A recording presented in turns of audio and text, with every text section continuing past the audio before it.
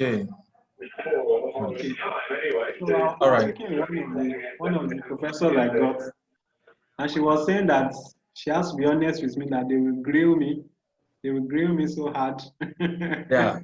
The, She was very honest, you know. She was saying that that's one thing that I have to be certain of, that they will grill me. It could take hours and hours, you know, of especially after the exams are now, you know, and sorry, during the exams, I mean, I think processes leading to the qualifying for, is it candidacy now, PhD candidacy or what? Yeah. yeah. So So it'll the be fine. exam you will still do after the written exam. You still do the there is this still the dissertation part of it, all those stuff. Mm. But it's worth it anyway because you will know that you Yeah, obtain your PhD. Uh, yeah, I mean, you know that the yeah, PhD you obtained, you really worked out for it. yeah. I think US is one of the, you know, one of the countries that have very crazy PhD processes. You know, Yeah. I know that I think Switzerland, but I know US is one of the places that have, you know, crazy. You have to 5 years. You have to do coursework, do qualifying exam. Do I don't think UK has that. UK is 3 years. Yeah, yeah. Many don't do coursework really. Yeah. Many So, don't do coursework. but then, you know, it's yeah, I mean, they know they want to churn out quality. They want to churn out quality, you know, and fine. Sorry, man. All right, I think let's just start now. I want to release a poll so that we can just vote and just pick some stuff to just have an overview of some things. I'll launch the poll now.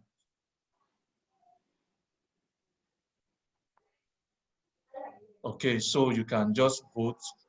Um, I will keep the poll on for some time so that people can see these ones are coming.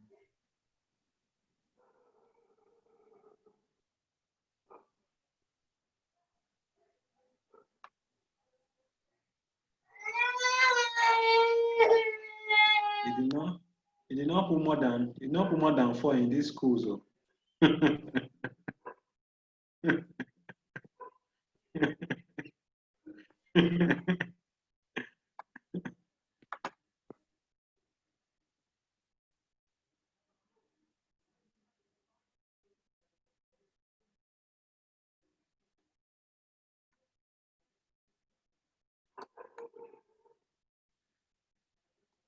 So if you are joining, please just vote. There's a poll uh, that I just launched.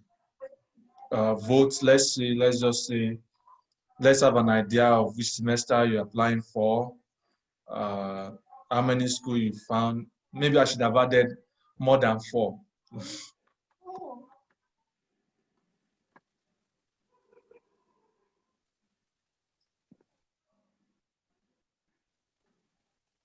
Okay. So for the poll with what will you say is the strength of your application? Is multiple choice. You can choose more than one, of course. Uh,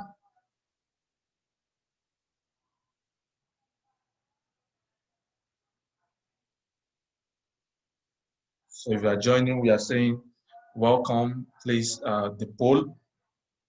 Let's see. Let's have an idea. Which semester are you applying for? Uh, how many schools have you found? Someone has found none. Okay. At least many people are using Google to search. Contacted any professor.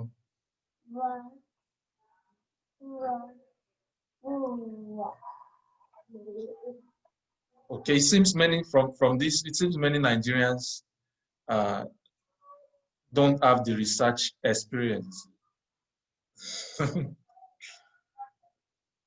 And comparing this to people from India and some other countries, for example, the research is always, they always have the research experience. well, let me say science courses anyway. Let me say science courses.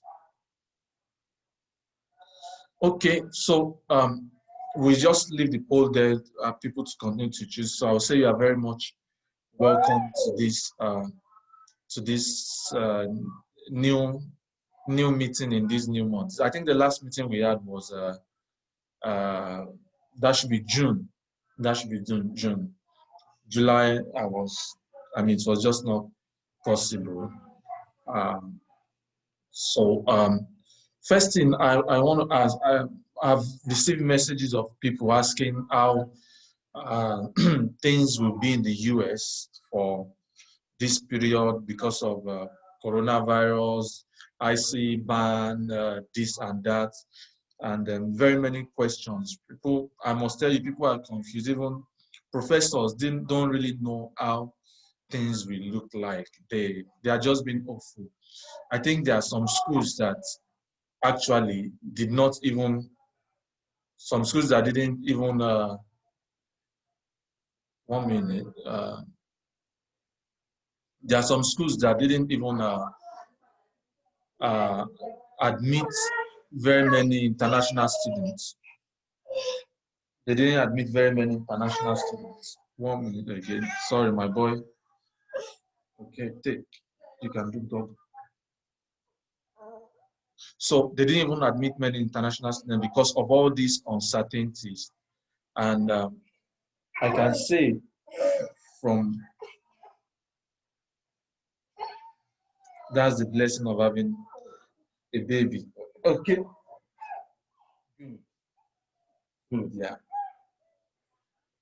So from what I know, um, in my school, for example, the proportion of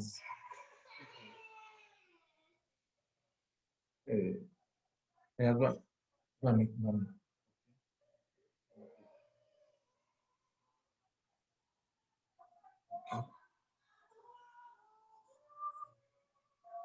okay, sorry for that. So from what I know, the proportion of students, international students who are getting admitted now, even though it's increasing, many don't, there are many uncertainties. In my school, for example, very many domestic students did not accept offer from my school for some reason. And it's happening to many other schools too. Okay.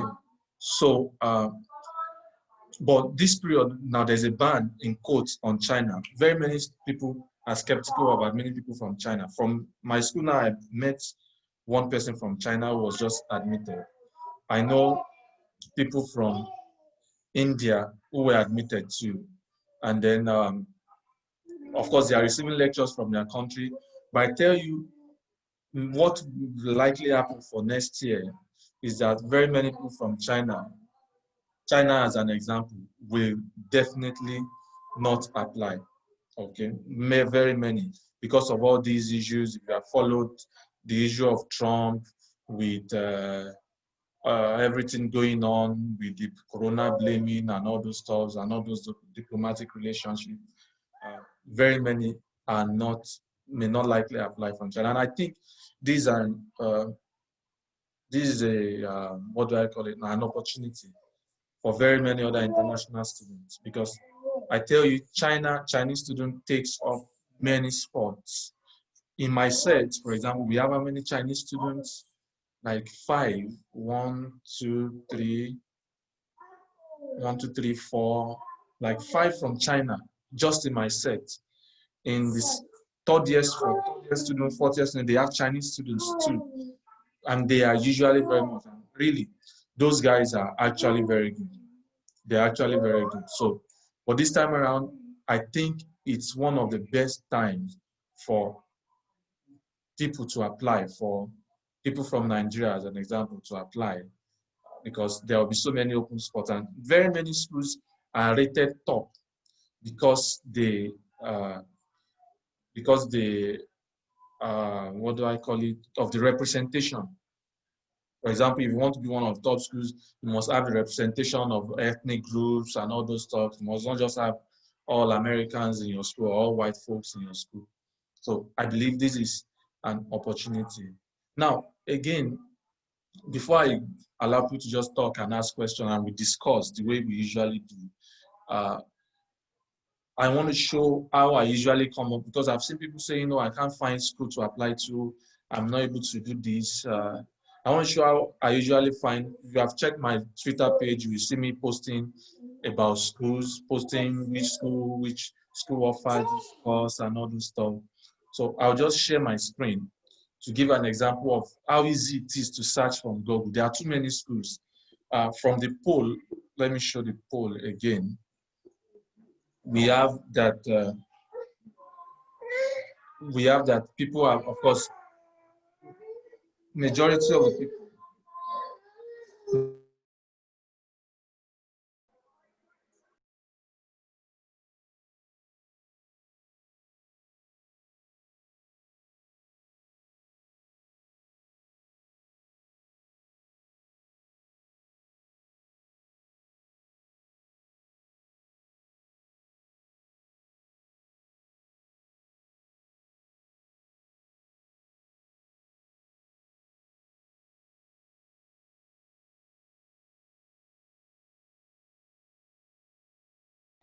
Okay, so from the poll, of course, generally, people are going for fall 2021, which is what I usually advise people.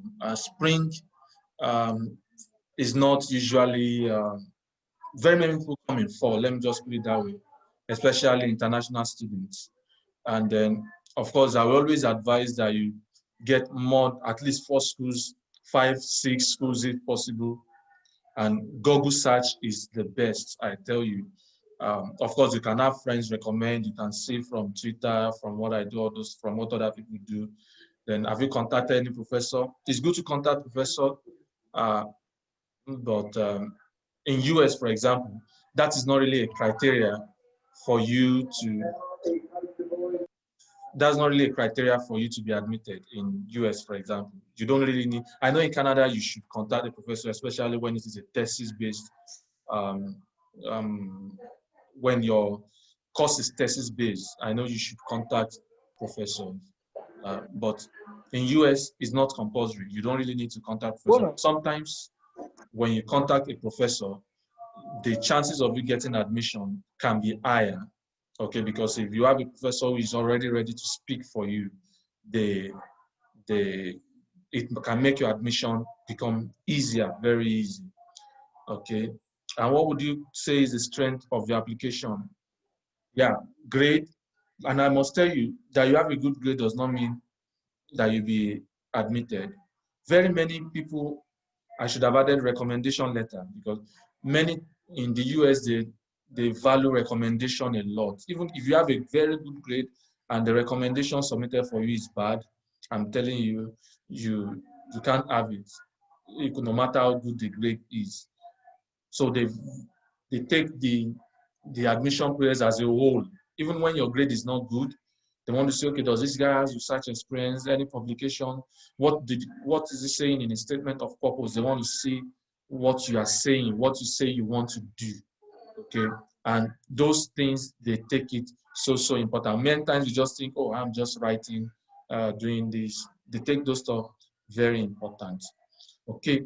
So I'm ending the poll, and then okay, let me share results, and then so that's the results. And then I will just share my screen to show what I do when I want to search for schools. Okay, and then different classifications and all those stuff. All right.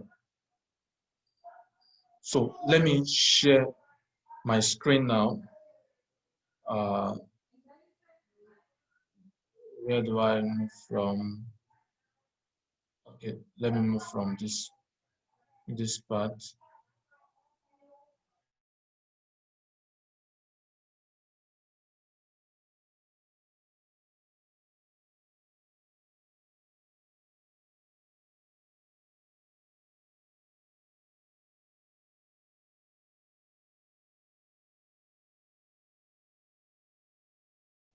Okay, so usually this is Google.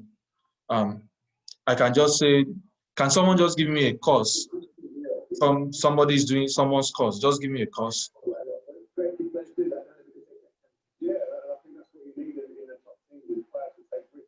Anyone want to give me a course? Search. Ecology and evolutionary biology. Ecology and evolutionary biology. Now, because many times it's US that really do this assistantship heavily. So if I just write assistantships,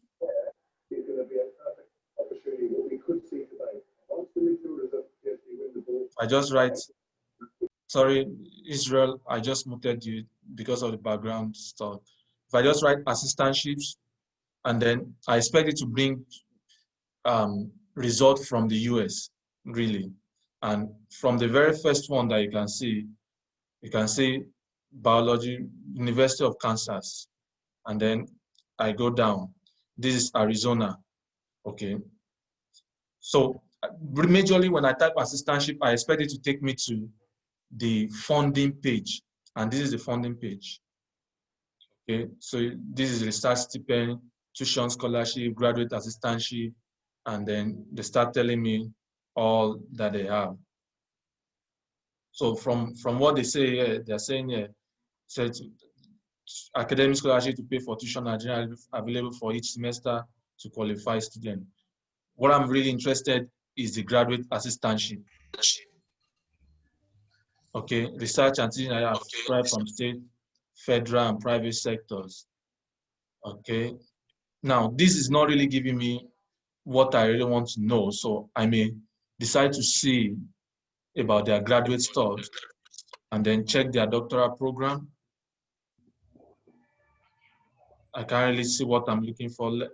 I can check prospective students, and then this is where they start talking about their what people need to do. And then I can see frequently asked questions to see prerequisites, what application should be submitted, what should be included in statement of purpose, blah, blah, blah, blah. For me, funding is what I'm really interested in. I want to see what are the funding packages. What I'm interested in is, do they really fund everyone that that applies to their school? Do they fund everyone who applies to the school? And then I read all these. Funding includes form of stipend, research assistantship, GTST, smart class, blah, blah, blah, and then 20 hours.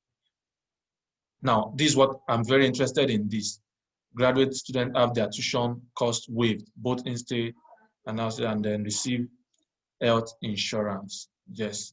And then are international students eligible to receive graduate assistantship? I can see this there. Yes, they are eligible. And then provide their TOEFL, blah, blah, blah, blah, requirements, all those stuff. For me, this is enough for me to ask more questions. And then I just go to probably look for people and then start asking questions from professors, or I start looking for people, their what do you call it, their research interests and all those stuff. Now this is another one, MS assistantship in tropical ecology and evolutionary biology, University of Connecticut, and then they start telling me about their assistantship. Okay, everything I need to know. So basically, it's very easy to search. It's very easy to search. Now you can decide to search using some other criteria, maybe funding. I've talked about Carnegie classification before of schools. This Carnegie classification, let me see, basic classifications. Okay, so this classifies universities according to research, their research output, what they do in terms of research. For example, this basic classification description says was originally published in 1973, subsequently updated. Doctoral university said includes institutions that awarded at least 20 research/scholarship doctoral degrees during the update year. And also, so they are classified as R1 doctoral universities, that is those with very high research activity. These types of schools, you are very much sure that they will have so much funding. In fact, the R1 and R2, okay, they will have research, I mean, they will fund students so much because see their grants. They have had at least 5 million in total research expenditure as reported through NSF or any other survey, okay? So these guys have money, they can fund students. If you want to know, Fred, FSU is one of these guys. I mean, my school, there is one of these guys, they fund students so much. And I can go to listings. Okay, from listings, I can see standard listings. And then there's basic classification. So I can see schools that are under the basic classification, doctoral universities, those with very high research activities. For me, I'm concerned with these two guys. These two guys. Of course, I can see check masters or whichever level I want to check. But let's see those with very high research activities. Now you can see Arizona State University, Auburn, Birmingham, Boston College, Boston University, and you can see all those schools. Now, that a school is private doesn't mean you can't apply there. The private schools have funding. That's why these guys are classified here. For example, I have a friend in Case Western Reserve University. It's a private university. There are very many people from Brown University. It's a private university. Okay. Cornell University, City University of New York. I have a friend in City University of New York too. Florida State University, that is where I am. Of course, it's public. And it doesn't mean that because they are very high research university that they won't admit people that their requirements will be too high. It doesn't really mean that, okay? It simply means that they have lots of funding. In fact, if anything, it means that they have money to apply to receive people. It means they have money to pay students. It means that they have money to fund students. Now, if you discover that recently on Twitter, I posted that who are those that apply to this school, Michigan Tech University, and which other university again? Illinois Institute of Technology. And then almost everybody that responded said they didn't receive funding or they were offered partial scholarship, partial funding, whatever, blah, blah, blah. See, those guys are not here. Those guys are not here. We can't find them because they don't have so much money. They are only managing the little resources they have. So for me, applying to one of the schools here, I mean, is you have a high chance because it's most likely that they have money to fund students.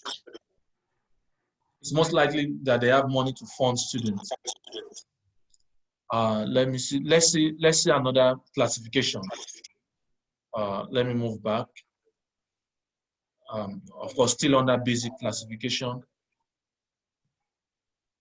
Let's see those with high research activity. Remember, very high research activity means they do so much on research. They are researching so much. They have funding. They have people funding them from NSF. They have people funding them from, name it, any agency. So let's see just high research activities. Okay, and then you see the list of schools, 135 schools, and then you see them: Arizona, Ball State, Baylor, Ball State, Bowling Green State University, Bowling Green State University, Bingham, Chapman, Clark, and then you see the list. Okay, Florida Atlantic, FAMU. There are very many Nigerians in this FAMU. It's also in Tallahassee, Florida. I mean, very many Nigerians there. And of course, I have friends that have funding there. And majorly is a blast. In fact, FAMU has an affiliation with FUTA in Nigeria. students from FUTA, many of the students, those who are willing and those who have the money, in quotes, come and spend their fourth year. Yeah. And after spending their fourth year, of course, many continue to do their MSc program and all this Illinois Institute of Technology, private, not for profit, okay. And then you see them. So for me, the cake itself is those in this classification of very high research activity. Okay. Now you can also decide to start through other means. You can go through US schools. Those who classify US schools, top schools in the US, all those stuff. For those in physics, for example, I always ask them to go to grad school uppers. And I believe there's something like that for, I believe there's something like that for other courses too. I think I've seen for some others before. Okay, grad school shopper. Here you can search for schools by GRE requirement, TOEFL requirement, admission deadline, financial aid, the specialties for degree program. For me, this is what I basically used to search for schools. When I was searching for school, this is what I used basically. Or you can search by acceptance rate, financial aid package, research budget. Okay, let's just pick one of these guys. Let's search by GRE requirements. And then you have 176 schools appear here. Let's start with the University of North Carolina, for example. Do they require GRE? Yes. Minimum quantitative, 158. Minimum verbal, minimum analytic. Do they require physics GRE? No. For me, if I'm the type that doesn't want to write GRE or my GRE is low, I just go down to see those those who are below. Okay. North Carolina State University, they recommend GRE. They don't really have a score. They recommend physics GRE. University of Michigan, applied physics, they recommend GRE. So these schools really don't have, they're not very strict with the requirements. And it doesn't mean that they are not top schools. Many schools are removing the GRE requirements. University of Nebraska, I have a friend there. Physics recommended. They don't really say it's required. So there's a difference between required and recommended. Okay, Kansas State University, they don't require the GRE. They don't require the physics GRE too. Okay, let me choose one. Let me choose University of Delaware. Okay. So what these guys will tell me is this application deadline. So I can quickly see, oh, what's the application deadline? And then April 15, application deadline. For international students, April 15, this guy tells me, oh, application fees, $75. They quickly tell me everything. Those who applied for 2019, 160, they admitted only 34. Out of the 34, 11 enrolled. For me, this gives me a reason to think, why did 11 people enroll out of 34 students that were admitted? Then there must be something. There must be something there about their funding, either they are not funding students enough or whatever. So what I want to do is, okay, when I look at all other requirements, I check their degree requirements. I check their department culture. I check their faculty, alumni, and then I see different people working there. I also want to see their financial. I'm very interested in financial. I want to see their tuition and financial aid.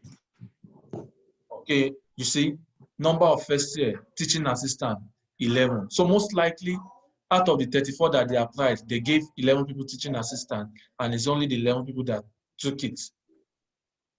And how much did they pay? 28,000. That's quite much. I mean, average stipend, that's quite much in the US. Yeah, that's quite much. Many schools is around 20,000 per annum. And then financial aid, loans are not available for domestic students, loans are not available. So you can always continue to search and browse. You can decide to sort by financial aid package. You want to see, okay, who are those that offer financial aid? Harvard University, of course, as expected. Okay, fellowship 44. I mean, see how much they're paying. Those guys have money, really. University of California, of course, as expected. These are top schools. Okay, and then so you can always check and see, oh, whichever one you are interested in, and then you just pick it, and then so many ways to search all this stuff. And I tell you, your options are unlimited. Your options are really unlimited. So many ways you can decide to go about it. So many ways you can decide to go about it. Yeah. So let me allow us to talk now. After that, I just said I should quickly do that briefly, and then we start the discussion, and then we start asking questions and answering them. All right, so let's start it this way. Who will start? Let me start with South Shore.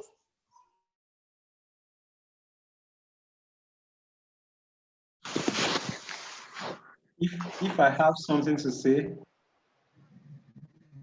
Yes, we want to familiarize. I believe these are always have new people every time. Okay, so just briefly, and then what you do, and I think from there the discussion usually stems up from there, from whatever we start saying, and then the question starts coming.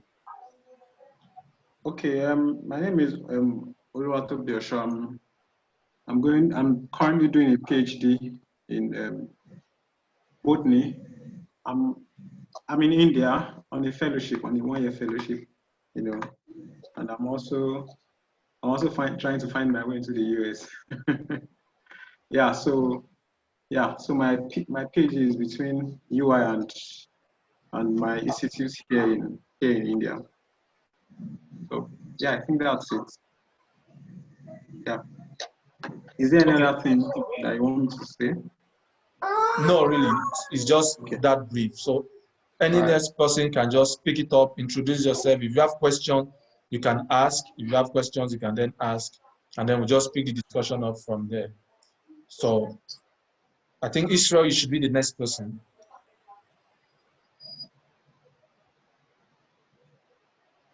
Israel? Yeah, good evening all.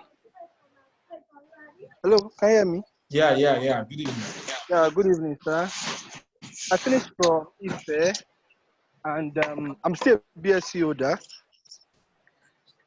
I applied last year.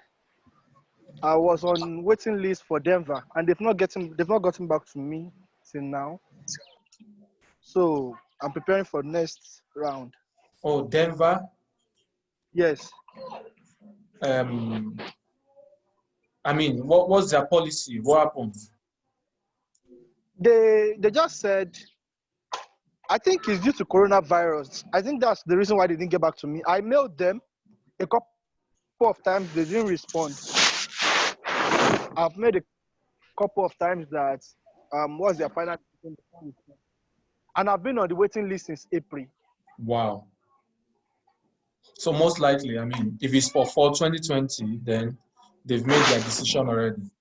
That's just what it is. Of course. Yes, and they've not communicated. No, that's bad, but of course, better offers are coming. All right, Oluwafemi. Thank you. Of course, I think I know some names here. Oluwafemi. Good evening, everyone. My name is Oluwafemi Oladele. I graduated from University of Ibadan, and I'm also looking forward to some applications against for 2021.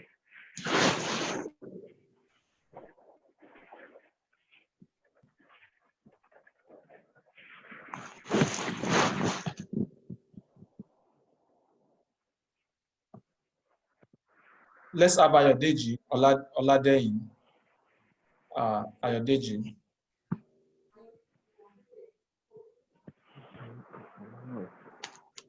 Just Good evening, briefly, everyone. then if you have any question, you can chip it in there. Okay, good evening, everyone. Hello, can you hear me? Yeah, good evening. We can hear you. Yeah, my name is Ayodeji Oladeyin. Finished from FUTA, studied electrical electronics engineering. I'm also looking to apply to schools for fall of 2021, basically. Then I would also want to ask a question. Is it advisable to go to the US, any school in the US, without having an assistantship, with the hope that you can get one when you get there?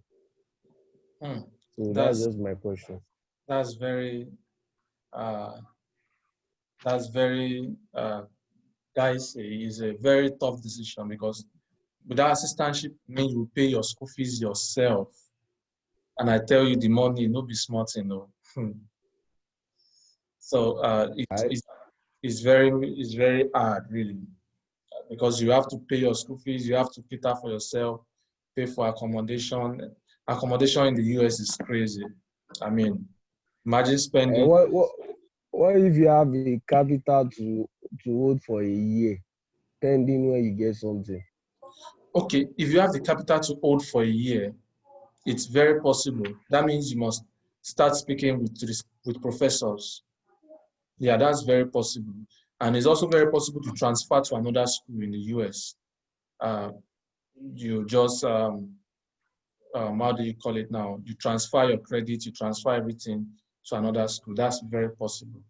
So that would just imply that you will need to be very, very fast once you get to the US. You start speaking with professors who has funding, and that's why I always say apply to where there is funding, apply to courses where the funding is available, speak with professors who have funding. So it's possible if you can hold for a year. That's very, very possible, of course. Very possible. Thank you. Yeah, you're welcome. Okay, the next person I have here is Vincent.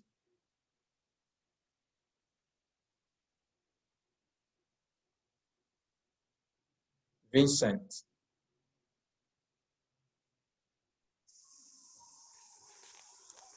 Okay, seems Vincent is not ready. Let's have Joyce. Just introduce yourself briefly, then any question, anything you have. Hi, everybody. Can you hear me? Yeah, we can hear you. Okay. All right. Mine is actually a good news and courtesy of you, but I wanted to get everything ready so I could just like mail you and tell you like give you feedback. Though I've gotten my admission, thanks for your help. Majorly, it was you that helped me go through my SOP and made adjustments. Well, then Wow, the I can't remember. When did I go through your SOP? I can't even remember. is like I think sometime in February or March. Wow.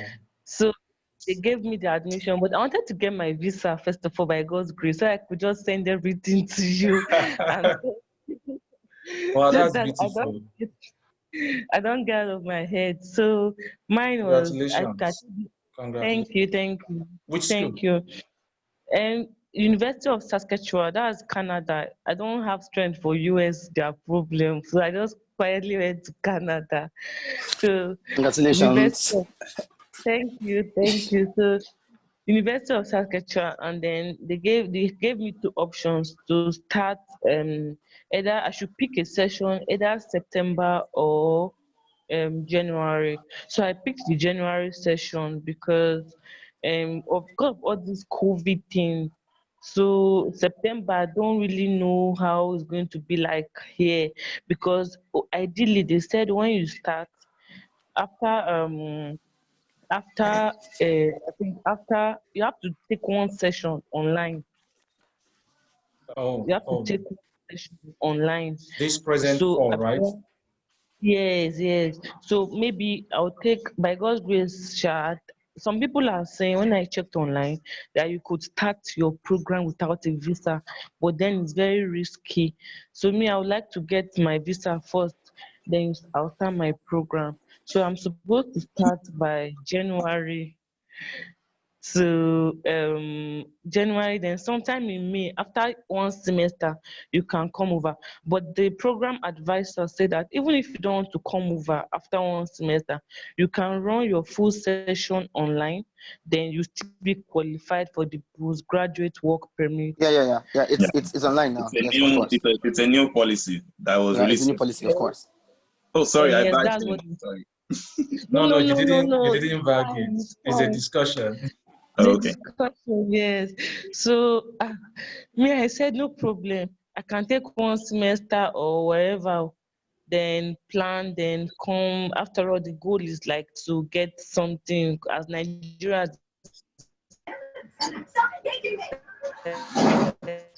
there to be on standstill. I've been corresponding to them and they've been responding. So I'm starting January by God's grace. Thanks to Mr. Samuel Ajayi. Thank you so much for my Yes, SOP boss. and Yes, boss. Yes, boss. Oluwaseun. Yes, boss. You Yes, see, boss. see, Sam, you are not serious, Joe. I don't know if it's a question or it's a prayer because I saw your post on Twitter where you said that there's usually a human factor when it comes to issuing a visa, Yeah, and you quoted Amuta, and so I'm just keeping my fingers crossed. And if there's any tip, those that applied for Canadian visa, they are there. because They are here. They are here. so things you buy here, thank you. I should even put my video self. It doesn't change anything. No, we'll still share what we can share. It Hey changes guys, something. nice to Let's see see the you. Thank you Your face. for video is coming. even your video is even dark. Your video is even dark. We can never see you. So if I visa, I have still not see you. She's laughing already. A Canadian in the making. The Canadian in the making. Amen. Oh, Nice to be here with amen. you guys. So About your visa process, I think I can just say a few things. One okay. would be you, since you already have source of funding already, you should not have a problem. No, okay. I wrote to them. I was asking them if I could get like scholarship because the program they offer first on the basis of first come first serve, Yeah. What's the and cost that's actually? What's the cost again? okay. I studied computer science and information technology, but I Okay. wanted to go for MPA, public administration.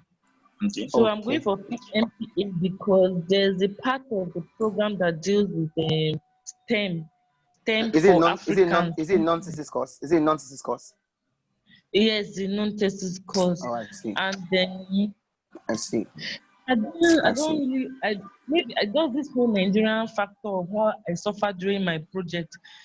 So me, I just usually went for course-based programs. I don't even know how it is over there and all that. So I don't want the one that will to be very honest, okay, Ali would help yeah, me talk yeah. about. Ali, please go ahead, please. The boss, you're my Oga. When I see you, Guys, I'm stop quiet. that. Just go ahead, go ahead. Stop crying in Ale, public. Ali. I don't really- That's the it was boss. very, very, very hard for me to get because in computer science in the school, you have to get a supervisor before you could apply for admission. So writing to those professors, most of them will tell you it's full, I wrote late, or then someone responds back to you. So I just went for the MP. The MPA was a very, very, very dicey and very hard course to get into because they just take, I think, 20 or 15 persons per year. But because So of it means that. I So don't know. anyway, He did my So SOP it for means me. So it means my it means SOP you're a was good candidate. that. It means you're a great candidate. If they take 20 or 15 Thanks to and you're Mr. part of the Samuel 15. Ajayi. He's the one. It's Mr. Samuel Ajayi. He's the one that made my SOP for me. Baba's mine now. Mr. Samuel is mine now. You are doing a good job. You are doing a good job. Yeah, like it's hard work, and seeing Yeah. him like share links and all those things regularly. Yeah. It's and he has a baby. Oh, he has a baby that has to scatter his And Kondija that hard work. equation. You see him, I just passed him to my wife now. He always wants to be there, I tell you. Yo, it's trying to be a scholar. Please don't deny the. He's a footballer. He's a footballer. That's where money is. Neymar and Messi are good. Anyway, so yes, okay. Yeah, Ali, go on. Yeah, I was just gonna say, in terms of visa, two things that I know they focus on. One is your ability to fund your program. If you are saying like right now there is no, like you're not sure about scholarships yet, and even when you have funding, if it's not like an organization-based scholarship, say Mastercard, ALT, for instance, if it's a funding from a professor, I usually suggest that you go ahead and still include your own state bank statements, right? Yeah. Proof of funds. And please, all these agents will tell you that they can put 20 million in your account. Please don't do that thing. These guys, I don't know how they do it, but somehow they still find out. So as much as possible, make sure you're using something realistic, using a real statement of account that shows that you can fund the program. Someone like my cousin in the US is going to give me a state. I'm just as in kind of distant cousin, Sha. We don't even have the same Okay. So this is what you can do. So this is what you can do. You have to show a way that both of you relate. So if it's your father's, I don't know how you guys relate, but you have to show how you guys relate. Of course. So they can be so they can be letters. They can be letters. So you can write a letter. You can write a letter of relationship. He should write a letter too. Yeah, he should write a letter. He should write a letter of relationship that says this person is my sister from this person. And you can even attach your international passport or maybe your mother's birth certificate, something that can really show that this person is part of your family. It's not that somebody that you just picked from somewhere, because it go a long way too. We don't have a centralized database, so the only thing that we have there now is true fathers are related.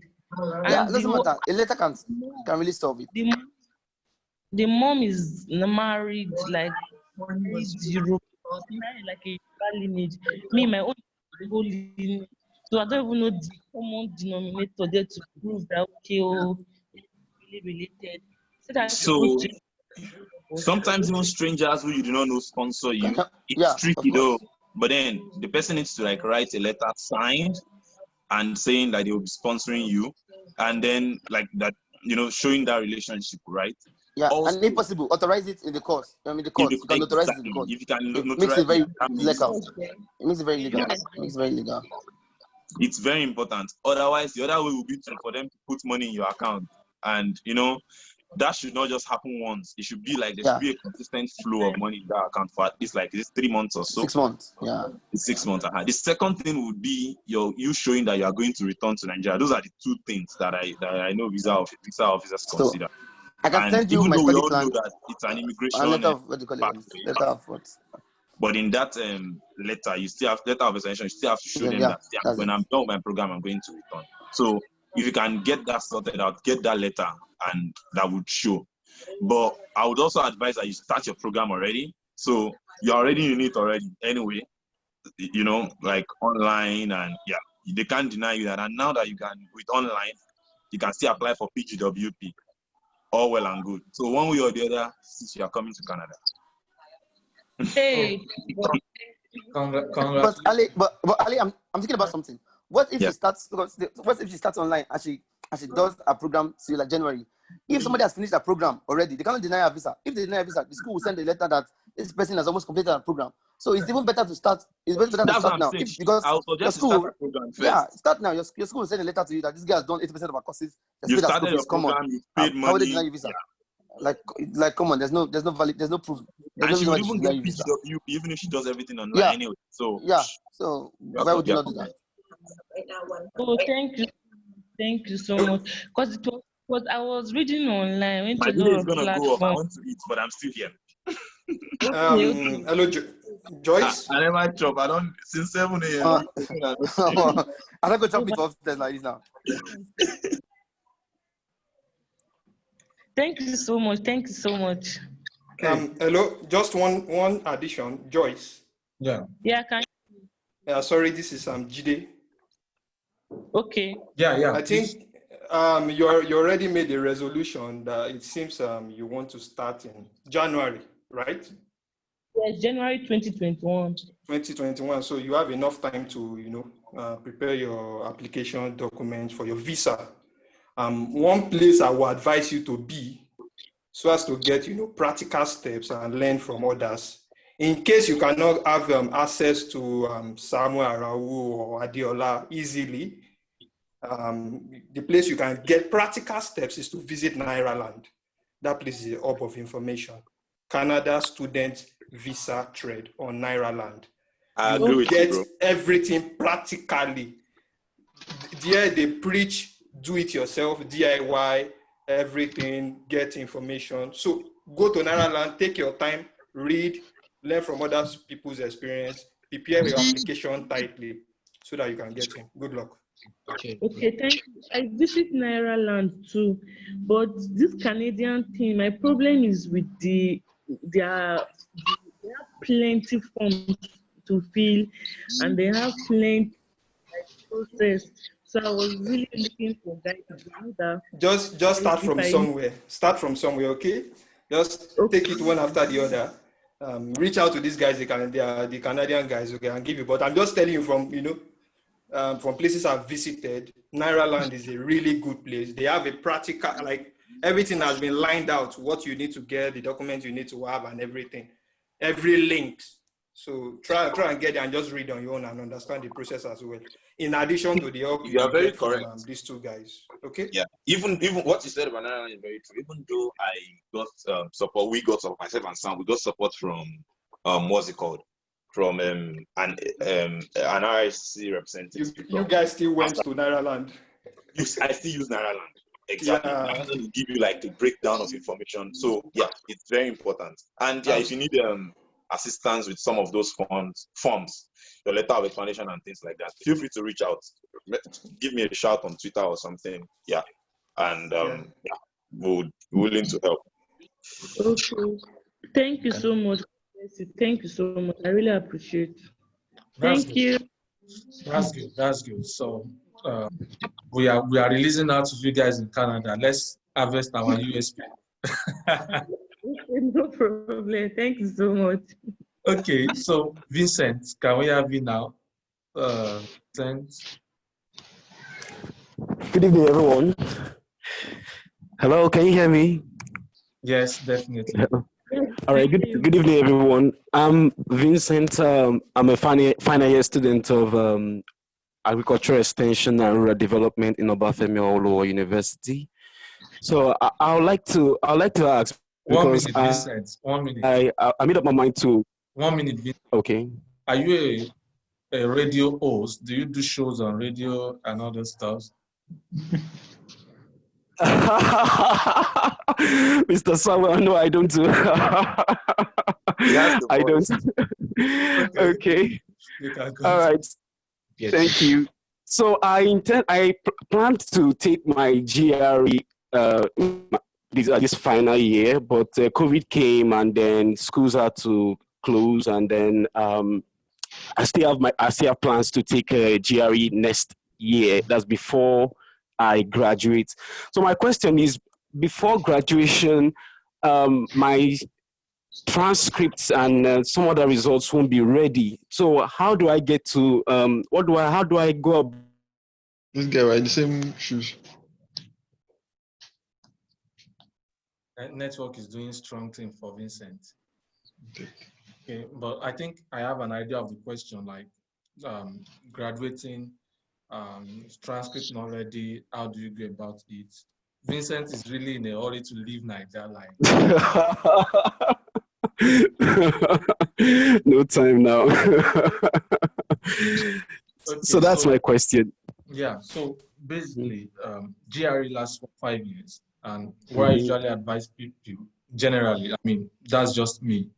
I love people to do NYSC and then after NYSC. That's just me because you don't know all this drama about NYSC. You may want to hold one political office sometimes later in Nigeria, and then issues will rise. For example, you may have people in opposition political party in this meeting who remember this meeting, and it will be on YouTube. They will go and pull it down, pull it out.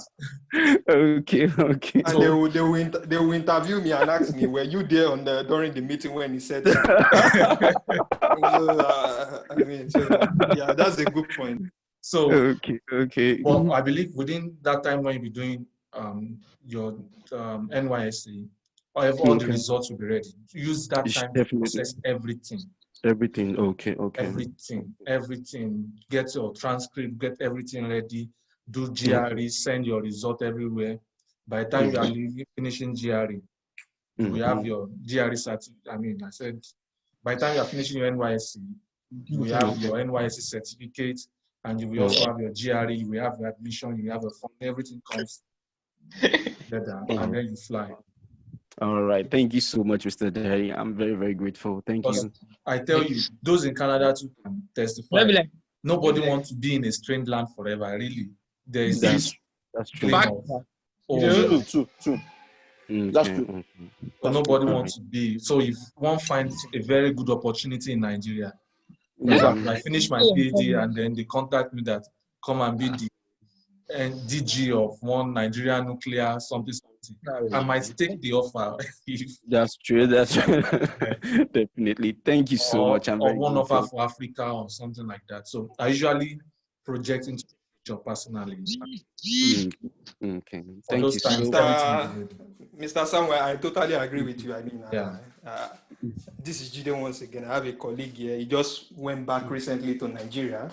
So he got a job with NNPC. So I'm trying to imagine if he didn't have NYSC, I don't think he stood a chance. So I mean, he recently went back from Europe here to Nigeria and he started his job already. So just take your time and do the NYSC. NYSC is a really good time to do your GRE. GRE is not a child's play, so you should take all your time and prepare. Take time to prepare. Yeah. When I wrote my GRE, I was working, so I will stay back in school. I was teaching A-level students, and you know A-level 2 is one. A-level. I was teaching A-level physics, and then so I will stay in school till around 6. I would gather some of my students that I want them to pass because in my school then your job is not certain in quotes. It is dependent on the student's results. The student must have A. They must continue to produce to have A. So I will gather my students in my office. Some of them that I know, which is not too good, is not so much of a good idea for teachers. But of course, I make the offer open to all students. But of course, only the serious students will take the offer. So always stay behind after school and study. So I get them to stay behind. Some of them stay in my office, they study, they ask me questions. I also stay there and I'm studying my GRE. And I did that for months. My students, some of them had A's. Me too, I cleared my GRE. And Shannon now. So just take your time to write your GRE. All right, thank you so much. Thank you so much. All right, so let's have you. I think you are the next on mine. Mukhtar. Okay, good evening, everyone. So I'm Mukhtar. I'm a 400 level student. So basically, like I'm still a young person, and I'm just here to gain experience, to learn. Yeah. So I just finished 300 level. So and I'm projecting to the future about, because me personally, Nigeria, like, I don't believe that I want to stay in Nigeria. So after I finish, after I finish, I just want to get out of this country. So that's just Okay. So that's good. It's good to start planning early. It's very good. For me, I didn't really want to leave Nigeria initially. I felt, hey guys, let's make Nigeria good. If all the best brain leave Nigeria, what will remain of Nigeria? But after some years, I learned my lesson and I flew. I packed my family. I said, yeah, let's go. So it's a good thing now. It's a good. As you said, like I was listening in All right. Osas, let's have you.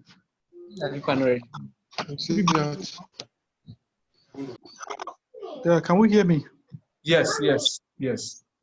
Okay, it's nice finally meeting you guys, at least in a moving picture.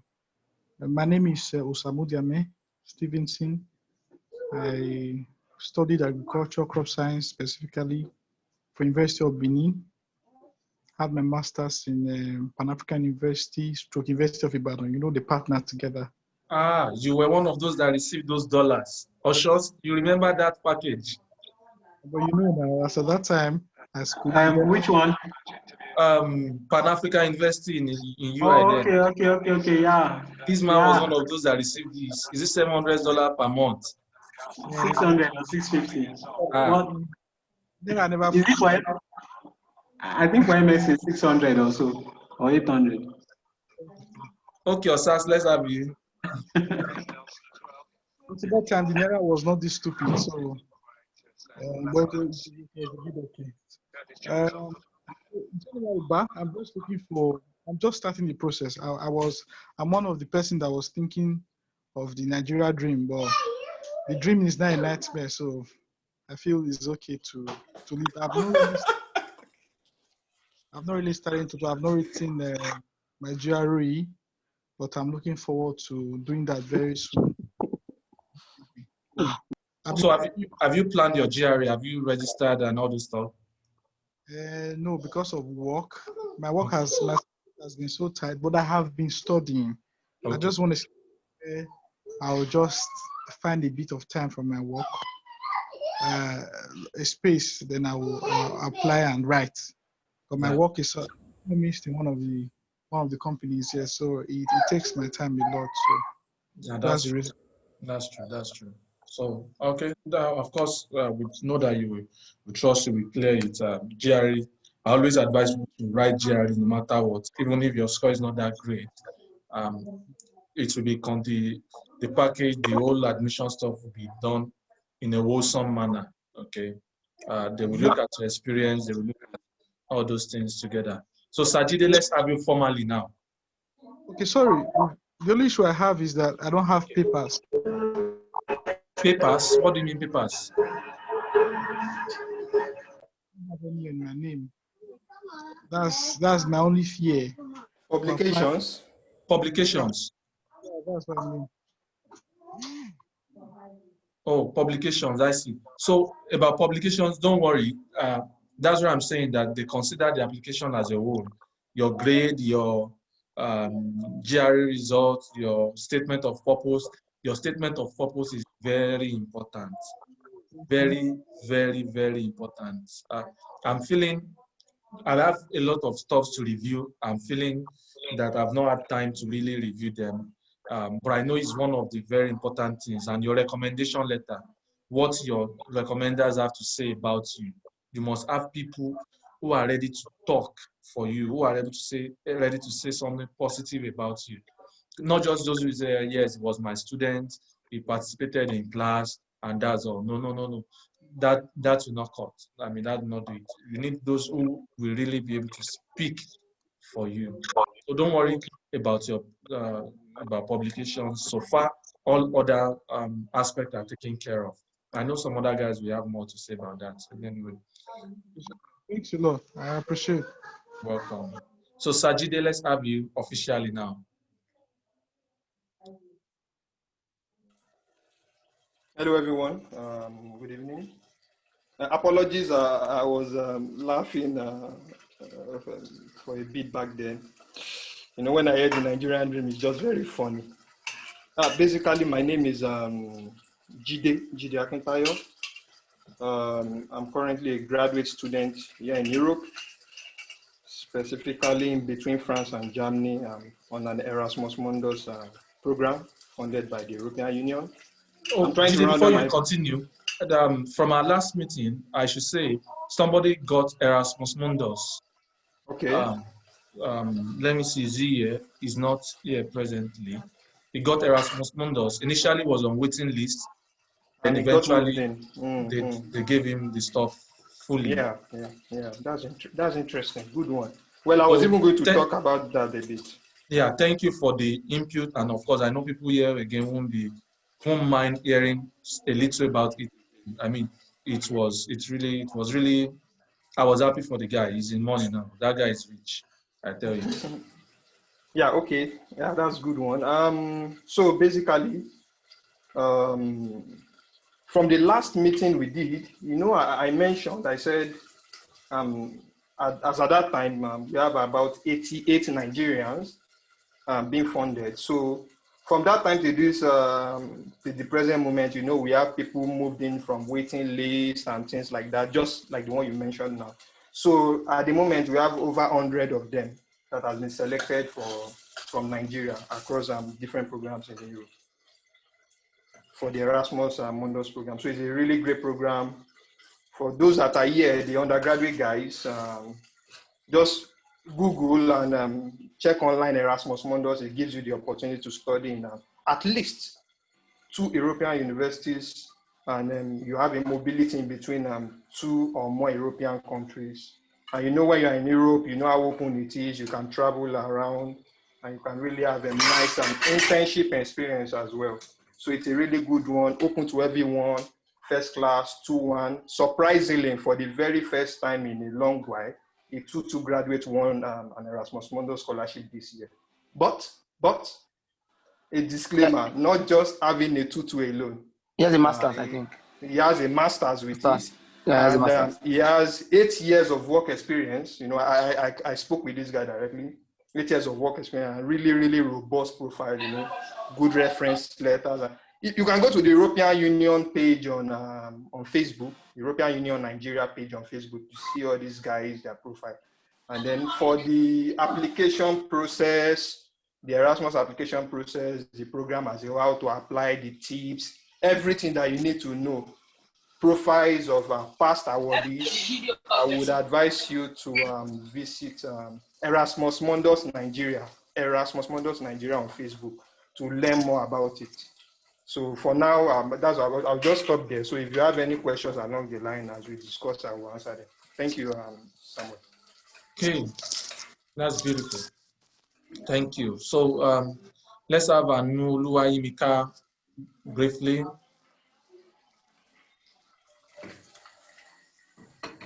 Good evening. Yeah, good evening. Okay, my name is Anu Luwaimika, and I am currently a final year student at the University of Ibadan. I'm studying agronomy, and I intend to apply for a master's program immediately after I finish. But then, due to the whole COVID issue, it means I'll be finishing next year instead of this year. But I was contemplating NYSC, or just, you know, applying next year or going for NYSC. But then it seems I have to first go for NYSC before applying. But then I have some questions. I heard about the fact that one can be able to transition from a BSc into a PhD program. I don't know how visible that is, so I would like more information on that. Thank you. Okay, Sam, you want to say something on that? Sam, you mean me? Yeah. Oh, okay, for the BSc and PhD?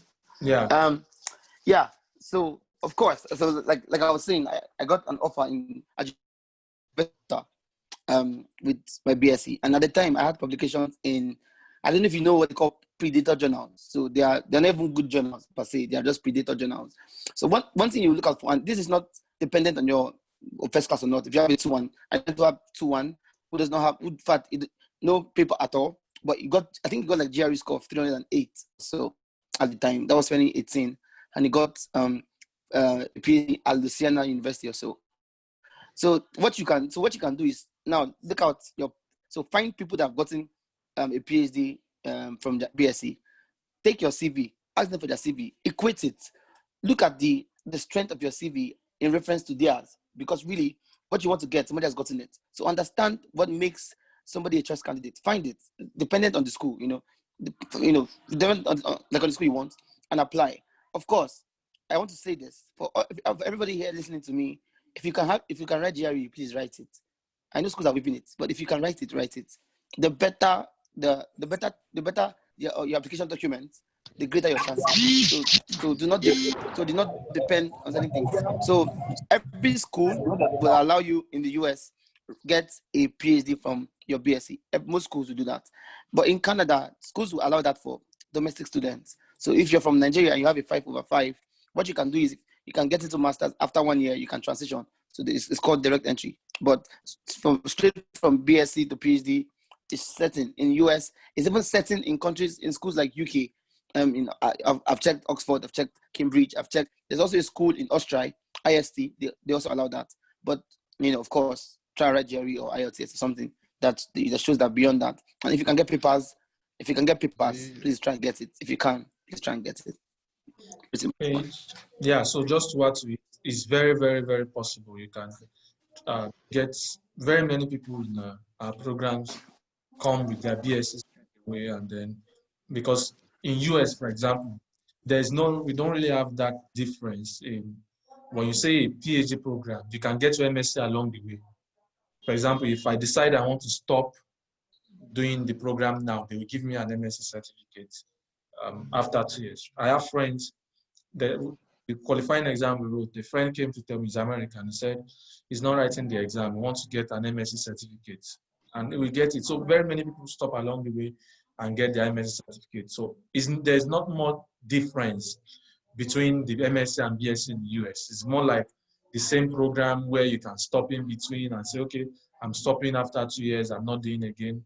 And then even those who have done MSc before in other schools, they can still come, and then we still start from the same beginning with those who are doing MSc.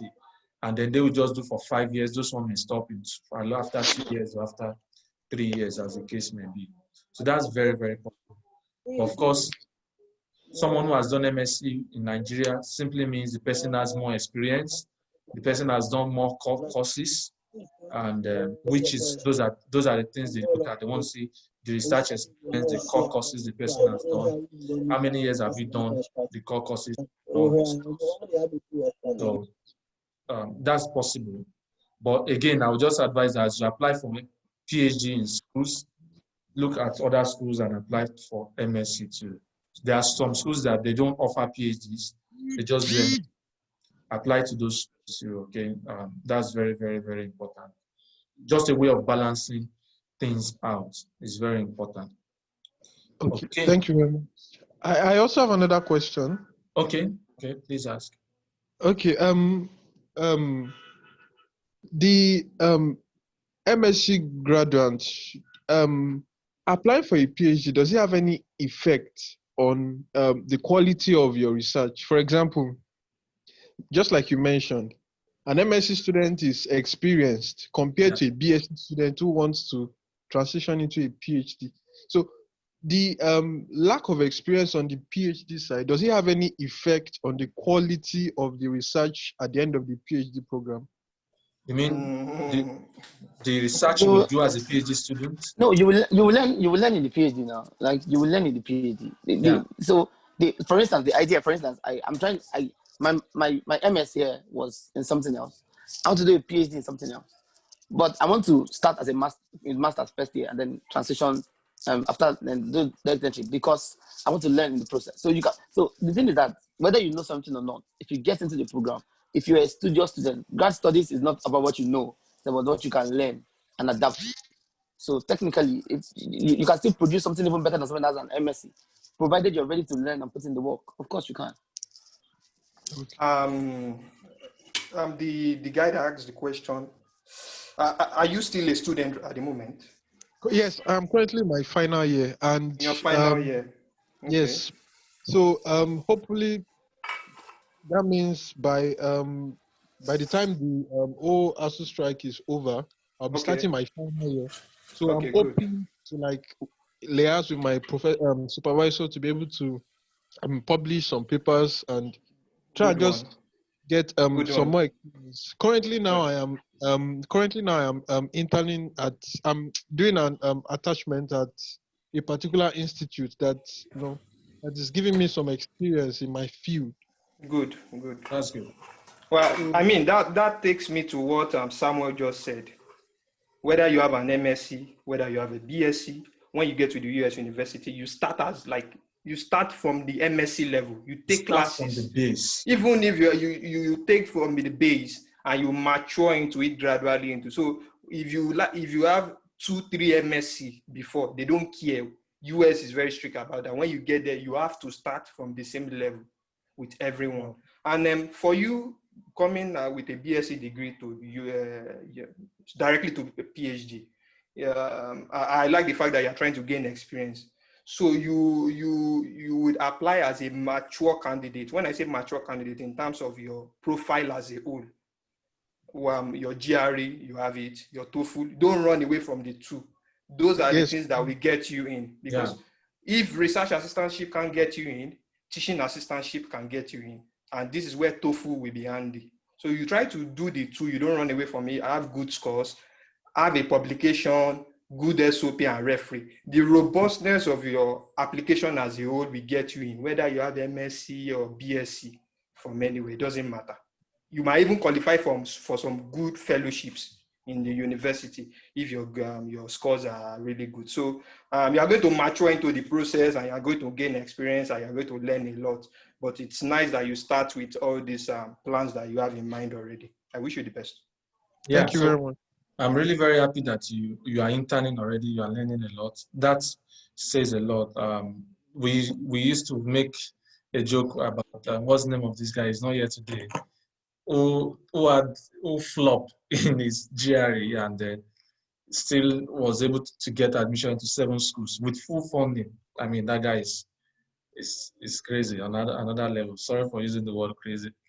So you are in the right direction. I must tell you, try as much as possible to get that publication if you can.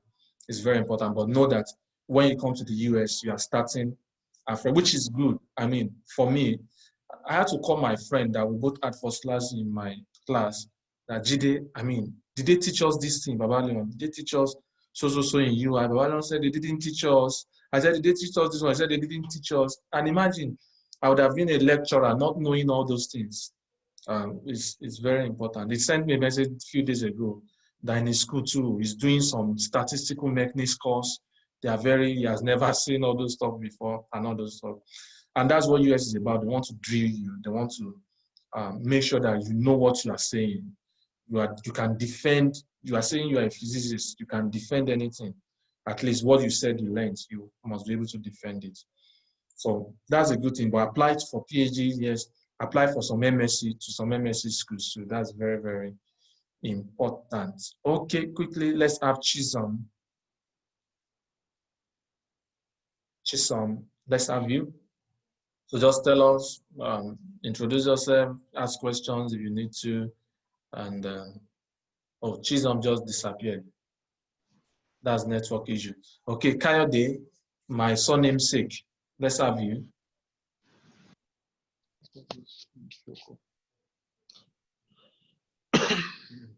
Kayode, my son, Ajayi Kayode, yeah, you there? Hello, sir. Yeah. Yeah, good evening, sir. Yeah, sir, I finished my NYSC during this COVID period. Sorry, can you speak louder a bit? I finished my NYSC during this COVID period, Oh, and I've been following you on Twitter. Although I had a low CGPA, and I've tried to do this West evaluation. And okay. after doing this West evaluation, I got 2.96 over 4. Okay, okay. So maybe I still have chances, because if I check universities online, I do see minimum of 3.00. So I Some don't are know. even 2.5. Okay, yeah, I've seen some. For majority of them 2.00, but I have it in mind that I'm going to apply to schools that have the minimum of 2.50, and also I'm planning to take my TOEFL very soon too, and GRE. Okay. I would advise that don't let the 3.0 debar you. Remember, we have said it that it's usually a wholesome application in evaluation. You want to evaluate everything as a whole. So, I mean, you might be chosen that you have 2.96 and they're requesting for 3.0 doesn't mean you should not apply them. Okay. Because they will consider everything as a whole. As a whole. So although I study electrical and electronics engineering, and I'm planning to switch to physics. I don't know, maybe it's possible. Oh, to physics. From Well, MSc. okay, so yes, it's possible. I think we have some people in physics who are from other departments. Have I seen electrical electronics? I'm not sure, but it's very possible to switch to physics. I believe so. So you'll be working on condensed matter or what?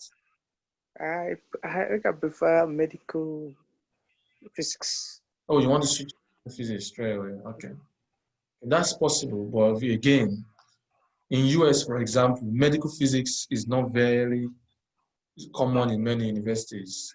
The closest you can find, which is the core of physics, actually, is nuclear physics. Okay, yeah. I've seen nuclear physics a lot. Yeah. Did you see? Okay. Did you start with us? I think I joined. I joined. I didn't start. Okay. Let me show you this again. One of the stuff I was sharing. Okay. This side, for example. Okay. We were looking at different. This is for physics, basically. We were looking at different requirements. How you can sort the schools by different requirements. So you can go to the requirements, go to the schools. Let's sort by let's use GRE requirements. Okay, so you can go to the schools and see what their application, what do you call it now, requirements are. Okay, some of the schools will tell you physics or other department, but again, the best thing to do after checking all those stuff is to see this now. Said bachelor's degree in physics or a strong background is in physics included in another degree is required. Yes. Okay, this is another. Some can list out the school, the department, saying here and there, electrical, electronics, computer science, and all those stuff. But you still, after saying all those stuff, you still have to mail the school and let them know who you are, let them know your background, to tell them about you, where you are coming from. It's important for you to still mail the school. That's very, very important. Should I mail them before writing those examinations? No, you should.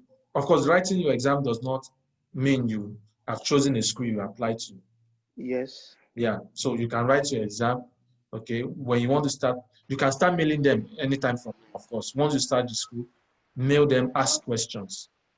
Okay, but still go ahead writing your exam. Because of course, there will definitely be schools who will take you with your electrical electronics. Okay, thank you, sir. Just one addition, Samuel, if you allow me. Yeah, sure, definitely. To the guy asking the question, what I would say is, with your grade, you said you did the West evaluation with 2.96 or something like that. Yes. The success of you getting into the graduate school will first determine how well you can search for the right school for yourself. Yeah. That's the very first thing. You have thousands of universities in the US, but how resilient are you to go through series of schools and finding the one that will be a right fit for you, for your medical physics or with your grade and everything. So that's one place you really need to start from. Search, mail them, ask questions, and when you now decide, okay, I want to apply to these 4-5 schools, you, even if they don't state on their website that, oh, provide a WES evaluation transcript for us or something like that, you should include your original transcript, then attach to it the WES evaluation all together, if possible. Yeah. I don't know if you get what I'm saying. You can make it as a single PDF. So they look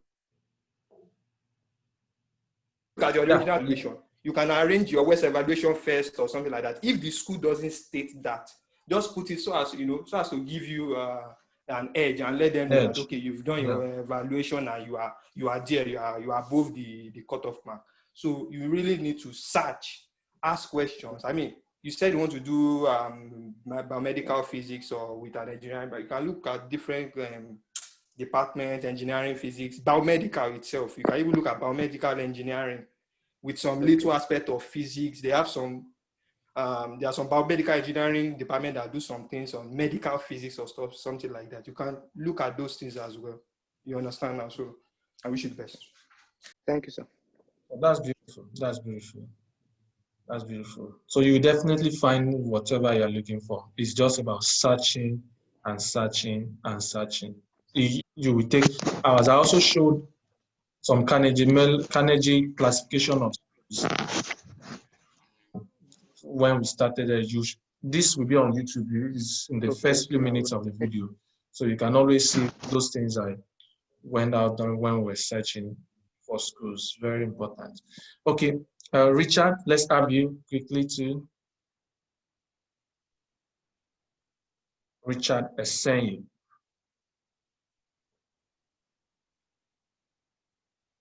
Okay, Richard is not ready yet. Let's have Anointed, then we have Chisholm.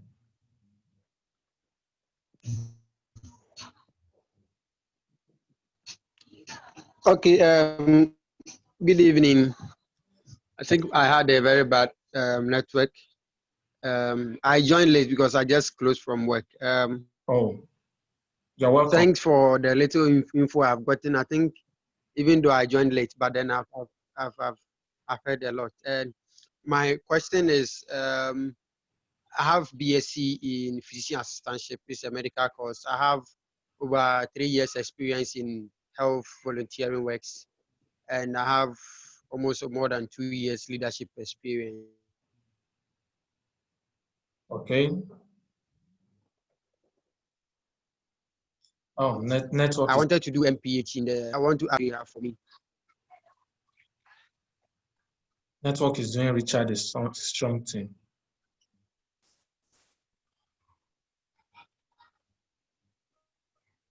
Okay, let's have Anointed. While we wait, while Richard comes back, the network is doing him strong thing.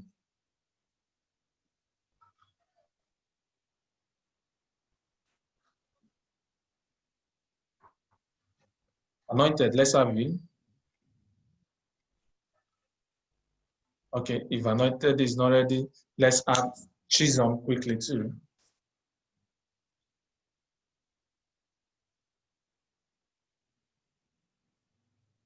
Chisholm, are you there?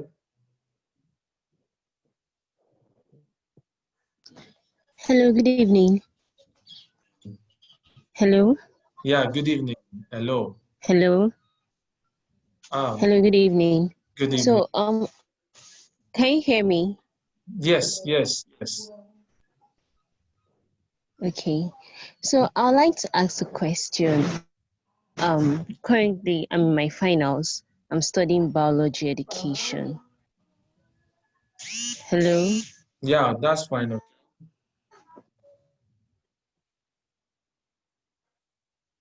That network. Hello? Hello, we can hear you. Okay. I said currently I'm in my finals. I'm studying biology education, and I'd like to transition like into another department. So I don't know how to go about it. And I came in I joined in the meeting. I didn't start from beginning. So I don't know if this question I'm asking now has been answered. So Okay, first thing, which department do you want to transition into? Public health. Okay, public health. That's beautiful. I will talk, and I think some other people will talk. From what I know from public health, you can transition from any department, really. I've seen someone. Is that can you? Okay, so let me repeat myself. I said, from what I know for public health, you can actually transition from any department. Sorry, I'm seeing a good distraction here. You can actually transition from any department to public health. That's very, very possible. That's very, very possible. I don't know, many know Dr. Han on Twitter. Dr. Han is in public health, but she didn't do public health from the beginning. In Nigeria, she did sociology, if I can remember well. She did sociology, and now she's in public health. And you are even close. You can transition from your department to public health. That's very, very, very possible. If you go through the requirements of many schools for the public health, you discover that they are not strict on departments. It's usually from any department, really. Usually from any department. Let's have someone talk about this too. Ale, Sam, public health. Okay. So yeah, so about public health, from my experience with so many friends, public health basically they want people who are like diverse, so they don't want to just have people from that sector. One thing that is peculiar about public health is that it is a quantitatively demanding program. So what it means is that if you can show an evidence of your statistic strength, you can be considered. And how do you show evidence of your statistic strength is I recommend that you write GRE. Like, you cannot run away from it because public health requires a lot of statistics, a lot of data, a lot of statistics, epidemiology and all that. So you can if you trust me, if you write a GRE and you get 312, and you write a good SOP, there's no reason why you shouldn't get as public health. Of course, you have biology education. So one of the things you can stand as a case for you is that so you've done background in education, you've done background in biology, and you understand disease control, you understand infection, you understand epidemiology, you understand all these things. Bring them into play and show how these things will help you in the program, and going forward what you intend to do with the program. If once all these things are in place, of course you can start to volunteer in public health related areas. Like you can send an email to USAID and say I want to volunteer for USAID. Like take deep shots to improve your profile. So the better your profile gets, the stronger your chances, basically. Yeah, I think. Okay. Can I add something? Okay, yeah, before you add, let me just pick it from where Sam stopped. Sam mentioned something about volunteering. Very important, very important. There are very many organizations you can volunteer for that will show your passion for public health, and including it in your CV, your statement of purpose will go a long way. Yes, Ale, you can move on, sir. Yeah, so about public health, I think I have like a little bit of inside knowledge because I had someone who I wanted to apply to it, but then even though she was not really interested in it, I was trying to like push and try to make her apply to it, and so I got to know a bit about it. Statistics, like Sam said, is very, very huge. Although, and while so many schools would expect you to write GRE, you can also because I know there's some persons who do not have the funds. If you do have the funds, please go ahead, prepare for GRE. Let's say when you want to write any of the language tests, standardized tests, prepare very well before you go ahead and pay that money or register for it. Prepare very well because it's better to not write it at all than for you to write it and you now have 290 something or 280 something. It's of no use. So prepare very well and write it and ace it. If you do, but then in cases where you do not have the funds to pay for, GRE, like the Yorubas will say, if you have done a statistics course, schools like UBC they do accept it. If you've done a statistics course and you have, I think UBC 670 something %, I can't remember again. Someone should be able to help with that. If you've done a calculus or statistics course earlier on in your bachelor's program, you highlight that, and that is where your your SOP will come ahead and come along and then help you like to buttress it. And it's public health is quite competitive.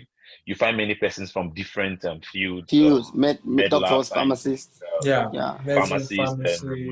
medicine. You know, all of them want to do public health, so it's quite competitive.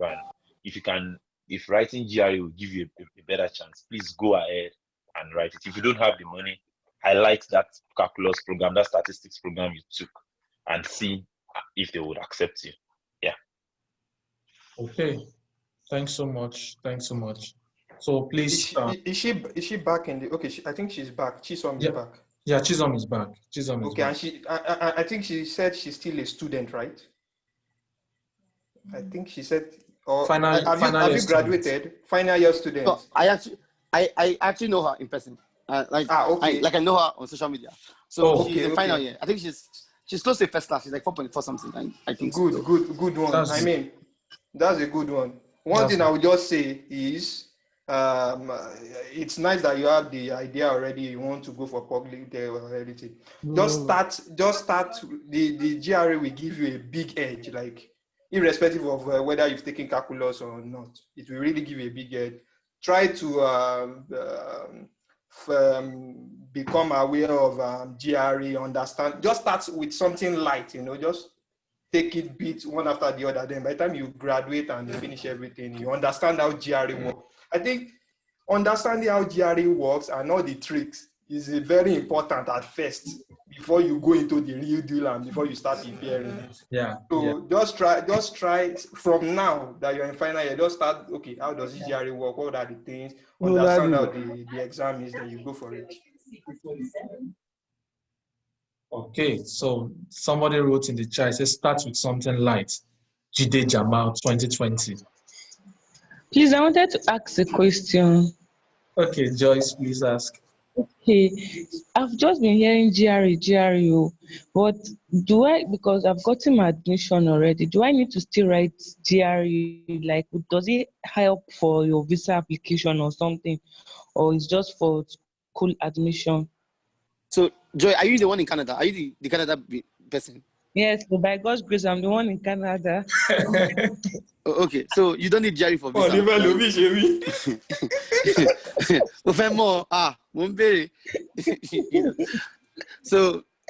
don't need GRE for visa stuff. You already got admission, so your case is different for now. Okay. So you don't need GRE for visa stuff. Yeah. Okay. Thank you. So your case is different. Oh yeah. Amen. Thank you. Okay, good. Let's see, who do we have again? Julia, Anointed, Unifade. Who wants to go first?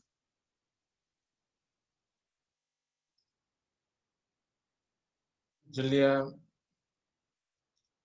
Okay,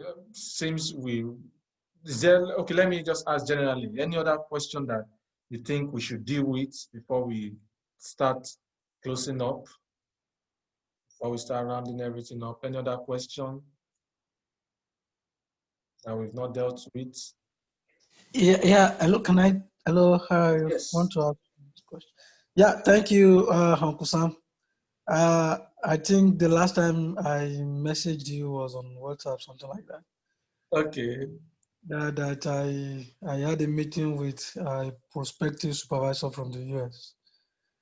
Yeah. So I actually want to have, although I'm preparing for my GRE, I will be taking it by October, the That's latest. Good. That's good. So I want to ask, is it possible to, like, can I risk the chance of applying to school without the GRE right now? Because I don't know. Because the ultimate goal is just to get funding, but I don't really know, because it's with the only GRE that can get me funding, I think. Or what do you think? I don't get the question. Are you saying you are looking for ways in which you can avoid the GRE? No, not to avoid the GRE. I'm going to write the GRE, but can I apply while preparing for the GRE? Like, I mean, since the application will be open, I mean, those applications for those schools will open September. Can I apply September while preparing for the GRE since I'm still yet to have my GRE scores. Okay. If the I will answer, some other people will answer. But from my perspective, the if the admission deadline, writing it in October, you still have a chance. You can wait, and then, Okay. in fact, you know your score immediately. I don't know the new structure now if that's still applicable, but I think it's still applicable. Yeah, it's still applicable. You know your score immediately, and when you are asked in your application, you can fill it in. And I think after 2 weeks or so, a PDF copy will be sent to you, or you'll be able to print it from your profile on ETS site, if I can remember well. So I think writing it in October, you still fall within a timeline. Many of the schools, their deadline will be in December and January. Some February, March, April. Okay. So if you're applying to schools that have deadlines in December, you still have a chance. Many of them December 15th of December, and you're writing October, you would have gotten your results before all those stuff. So I would prefer that you include your GRE. However, you can also apply and tell the professors or send a message to them that you'll be including your GRE result later after writing it. Okay? You can tell them that you want to include your GRE result later, that you're writing it so date. Okay, there is also an opportunity for that. That is very, very, very possible. Okay, now. Okay, Onifade. Yeah. I will like what Dr. San just said. Okay. You already have, if you have registered for your GRE, you can even send a copy of attached of your registration slip to the so-called prof. Do you get it? So it don't look as if you are saying you are going to write it, but they are not sure. Yeah. And they don't want to take a risk of giving you a promise or trying to go ahead with you. So that alone is already an evidence to show that, oh, this is even a serious prospective student for me. I will watch out for him doing the application. And that is why by the time your result is out, you can also send it directly to the so-called prof. Immediately, It's like creating already that kind of impression and seriousness across the line before the application itself is submitted. Deep. Word of wisdom, word of wisdom. Very word of wisdom. Very, very true. Thank you. I will look into that as well. There's a question in the chat. The person, Julia, from Julia, she said, John Late, thanks for this platform. What are my chances to get a fully funded scholarship for a PhD program without GRE, especially if the a weighs the test score? And then well, Gerard, there's a lot of chance. Like the chance is high. I know a friend of mine, not a friend. Let me give some respect. His name is Samuel Adeleye. He's my mentor. He finished from Futo 2 years before me or so. He didn't submit GRE scores or any English test scores, but he's right now in Rutgers. He's in a PhD in Rutgers. The guy is like, he's mad. I think he had like 26 publications in Google Scholar, powerful publication. Wow. But somebody else just did it again. Obi, another lady, Obi, just got into Louisiana. Although she has a master's, but she didn't use the master's for the PhD application. She used her BSc.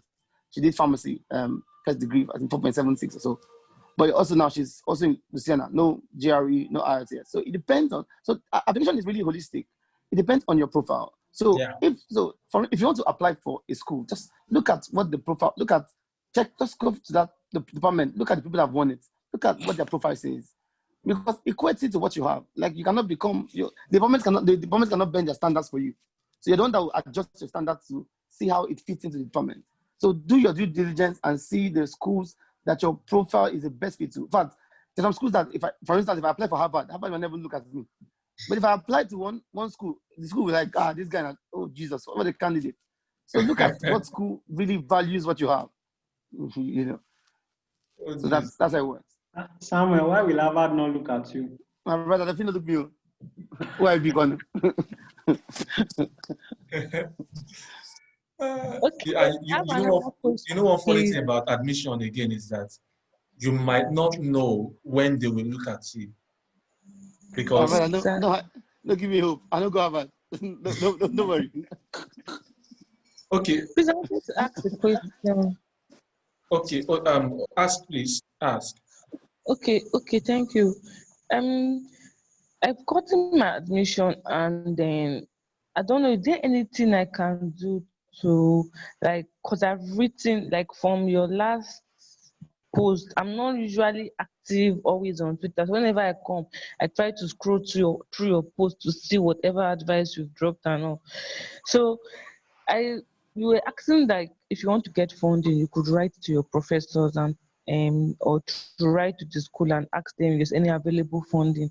Yeah. I've done that and they've not gotten back to Wait, me. what did Is you there do? What something did you do? You've done that. What is it that you did? Let us know. What did you do okay, exactly? I sent a mail. I wrote a mail To to the to program who? advisor, the program Okay. advisor Okay. in the school in the MPA college. They asked if, like, I just asked, like, okay, I'm still waiting for my package, but they are like, since I chose January session, they want to they want to set up those that are starting for September first of all, before they now focus on January candidate. So I just asked, um since I'm starting January, what So options of so the thing is, scholarship or funding so your course is or non-thesis, graduate sorry. assistantship? Your course is non-thesis. Sorry? Your course is non-thesis. No, it's not. So it's non-thesis, right? Yes, it's Yeah, I not think test, it's it's non-thesis. funding. So yes, there's something But that I want to say. depends I want to say now to because everybody. let me finish describing it for you first. It's kind of because it's a multidimensional course. So there's a part of the course that has to do with STEM, that science, technology, whatever. And that's the part I want to focus on based on my BSc is in computer Yeah, science and information technology. but that part doesn't define whether it is thesis or not. So that part just defines that it's STEM related. But see something. There's something I've discovered that fundings Okay. are huge during forward. Honestly, let us like most times I see huge funding during forward. September time is when like forward has huge funding. I do not know why that's the case, but from my observations, I've seen that there's funding during forward. A lot That's of true. funding comes up during forward, and I wouldn't know why, but that's what I've observed. Now another thing is for non-thesis programs in Canada, the department does not have funding compulsorily for you, simply because that program is not funded by the government as such. Research programs are funded by the government, so the supervisors have support. Now, one of the things you can start looking for is looking for a TA, and you cannot look for TAs without registering as a student. So, and one of the things you can also do is to look at the supervisors, the professors Sorry, in is that STEM the area. same thing as graduate assistantship, like teaching No, so assistantship, graduate TA is assistantship? teaching assistantship. So you, as a person doing non-thesis, you can likely not get GA. You can likely not get GA. Likely, you can That's likely true. not get I GA. mean, non-thesis, you won't even get Yeah, yeah, RA. yeah. You won't get RA. Yeah, you can't get GA. You can't get RA. This This is a fact. non-thesis, you can't get RA. You can't even Yeah, get. yeah, Let's just yeah. put You that. can't get it. So take it away from mind from RA. Now what you can focus is now on getting TAs, and TAs are just for you to just teach. So you can reach out to professors in fact in computer science, in chemistry, like professors in for anywhere. TA is for you it's just for you to teach. Just so that you have to, like I know my friend who did forestry. He did TA in biology and was paid $30 per hour, and that was fair Wow. enough. That was good. That was good for him enough. UBC. How many So hours does it work in a week? it $30. works. It works in a week. It works, I think, 12 hours in a week. So That's that was good. enough to $30. Wow. that was enough to pay his rent. That paid his rent for sure. Paid conveniently. That paid his rent. You know. So you can look at TAs any place, any department. Like in fact, you can even send an email to access and diversibility. I mean, to as a lecturer student, tell them that you're coming from Africa, you don't have funding, so you need a job. Can they help you? Give you a TA? So anywhere you can be working anywhere.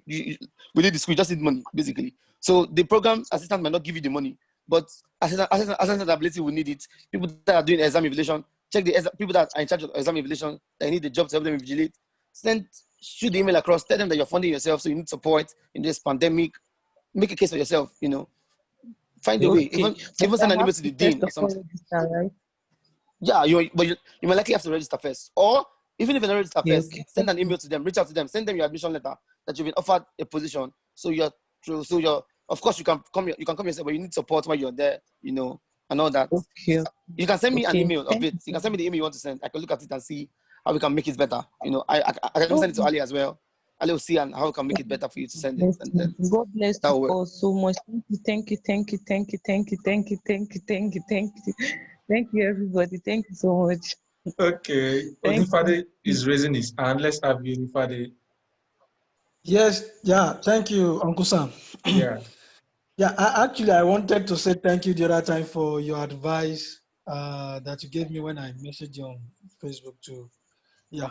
So On another Facebook. question I wanted, another question I wanted to ask is, there are some schools that they will give admission, that they will saying, oh, we should accept the offer. Are we going to pay for that offer? Like if you want to accept offer from them? No, I mean, it depends. If you are funded, you're not paying for anything. Okay. Yeah. So it's not like Nigeria that you pay acceptance fee. Something like that. Yeah, I understand Okay. that's what you're saying. So you're not paying anything like, oh, acceptance fee, that 20,000 something. No, no, no, no. You're not doing that. It's just they want to make decision because they have people on waiting list whom they might pull into the program if many other people rejected the offer. Okay, so they want to see, okay, if these people will not accept, but they won't force anybody. But there is a general, in US, for example, there's a general general deadline for all schools, 15th of April. If anyone does not accept offer by 15th of April, it's assumed that the person does not want the offer and then they give it to another person. Hmm. Yeah, so you're not Okay, paying. yeah, and also I wanted to ask that I've actually mailed some professors and then they said they are not accepting right now, but 2021 they are going to accept due to the COVID-19 whatever. No, like since they are giving me the assurance that they will be accepting students 2021, is it advisable for me to apply to such school, or I should chill and then receive what's it called? Receive apply to those that said they were going to accept me 2021. So the way I see it is this: a one-time communication is not enough because the professor has lots of emails he's receiving every day. He has his own present students. He or she will forget. Okay, you really have to keep that communication going to really have him to be able to say confidently that okay, this professor is interested in me. Okay, if the professor has asked you, okay, send me your CV, let me see your work, the professor should have started sending. If the professor really wants you to come, or if he really wants to fund you, if he's willing to put you on RA or whatever, the professor should have given you stuff to do, stuff to start reading ahead of time. That shows that the professor is interested. But a one-time communication is not really enough. It's not. So you can't really base it on that. Except, of course, in US, you don't really need to have a supervisor before you get admitted. Okay. So except if you look at the school, the other criteria that you might want to consider, and you think, okay, I think this school is suitable for me. I'll be able to cope. I have a good chance in this school, and then you want to continue that way.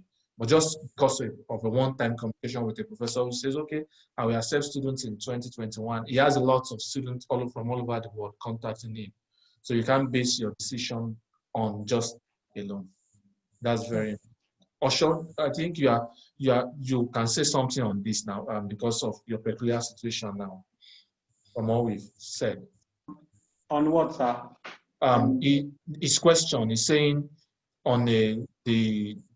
he had a communication with a professor who says he will be accepting students for 2021. Does that mean he must apply to that school? Okay. Well, first thing is you can't put your eggs in one basket. I mean, I think everybody knows that by now. So if you are trying to apply to schools, even while you're talking to this professor, you're talking to another one at the same time. You're talking to like 4 or 5, if possible, at the same time. But if the professor says they are taking students in fall, like they are taking students in fall of 2021, they wouldn't tell you that they won't accept you because I mean in your mail to them you must have been specific. I want to come in fall. If you are not specific, then I mean, you have to be specific in the initial email. You must state out everything very clearly. Nobody has time. They're asking you, when do you want to come in? They just assume automatically that you're probably coming in spring, like in the next admission cycle. So I think that it's from the initial mail, you have to be specific. Okay, you want to come in fall, fall of 2021, and then you want to work with them in their lab and all. So that way they'll be, if they will not take students in fall, there is no point applying to that school. Or you can also try another professor with similar research interest. Well, I think it's MSc, okay, with similar research interest in that same school, who might, might actually be taking students. So, and I think that in most schools, you'll find at least 2 people with research interests, that are quite similar. Maybe not totally similar, but almost similar. So don't streamline to one school and don't streamline to one professor. In each school, where what I try to do is in each school, at least 1 professor each. You can have like 2, 3 professors with similar research interests, but you mail them 1 at a time, or you can mail 2 at a time. Who knows? If the 2 say they will accept you, then go move forward with communicating with just 1. Do you understand? Eventually, when you get there, if you get there and they, you might, I think they said you can change or something. That's a story for another day. So if they are not accepting in the fall of 2021, there is no point. There is no point. Don't go ahead with the communication. You can, now one thing is, you can ask the professor, like you can play a wild card, like can they recommend other people who will be taking students? I mean, I've done that and it has worked every time. It has worked every time. So they can give you a list of like 5 professors that they are friends. So when you are now naming those ones, you can now make it as a reference that, okay, Professor XYZ referred you to me as a, Very well. as the best, as a prospective supervisor who you can work with and everything. I don't know if you get what I'm saying. Yeah, So yeah, if they're not taking you, it does not mean they won't recommend other people. I think Americans are very liberal. They are not very liberal. They don't tie the word to their chest. So in fact, if you tell them you are trying other schools, they will encourage you. Sure, you understand. So and if the professor does not want to, the professor can also advise you that you should try as many schools as possible, especially if you have a very good CV and packet. So that's, I don't know if I said anything. Thank you. You actually answered. And then other thing, one thing I wanted to ask too is, for people like us now, they said, oh, there is no more funding for masters like that compared to PhD in America.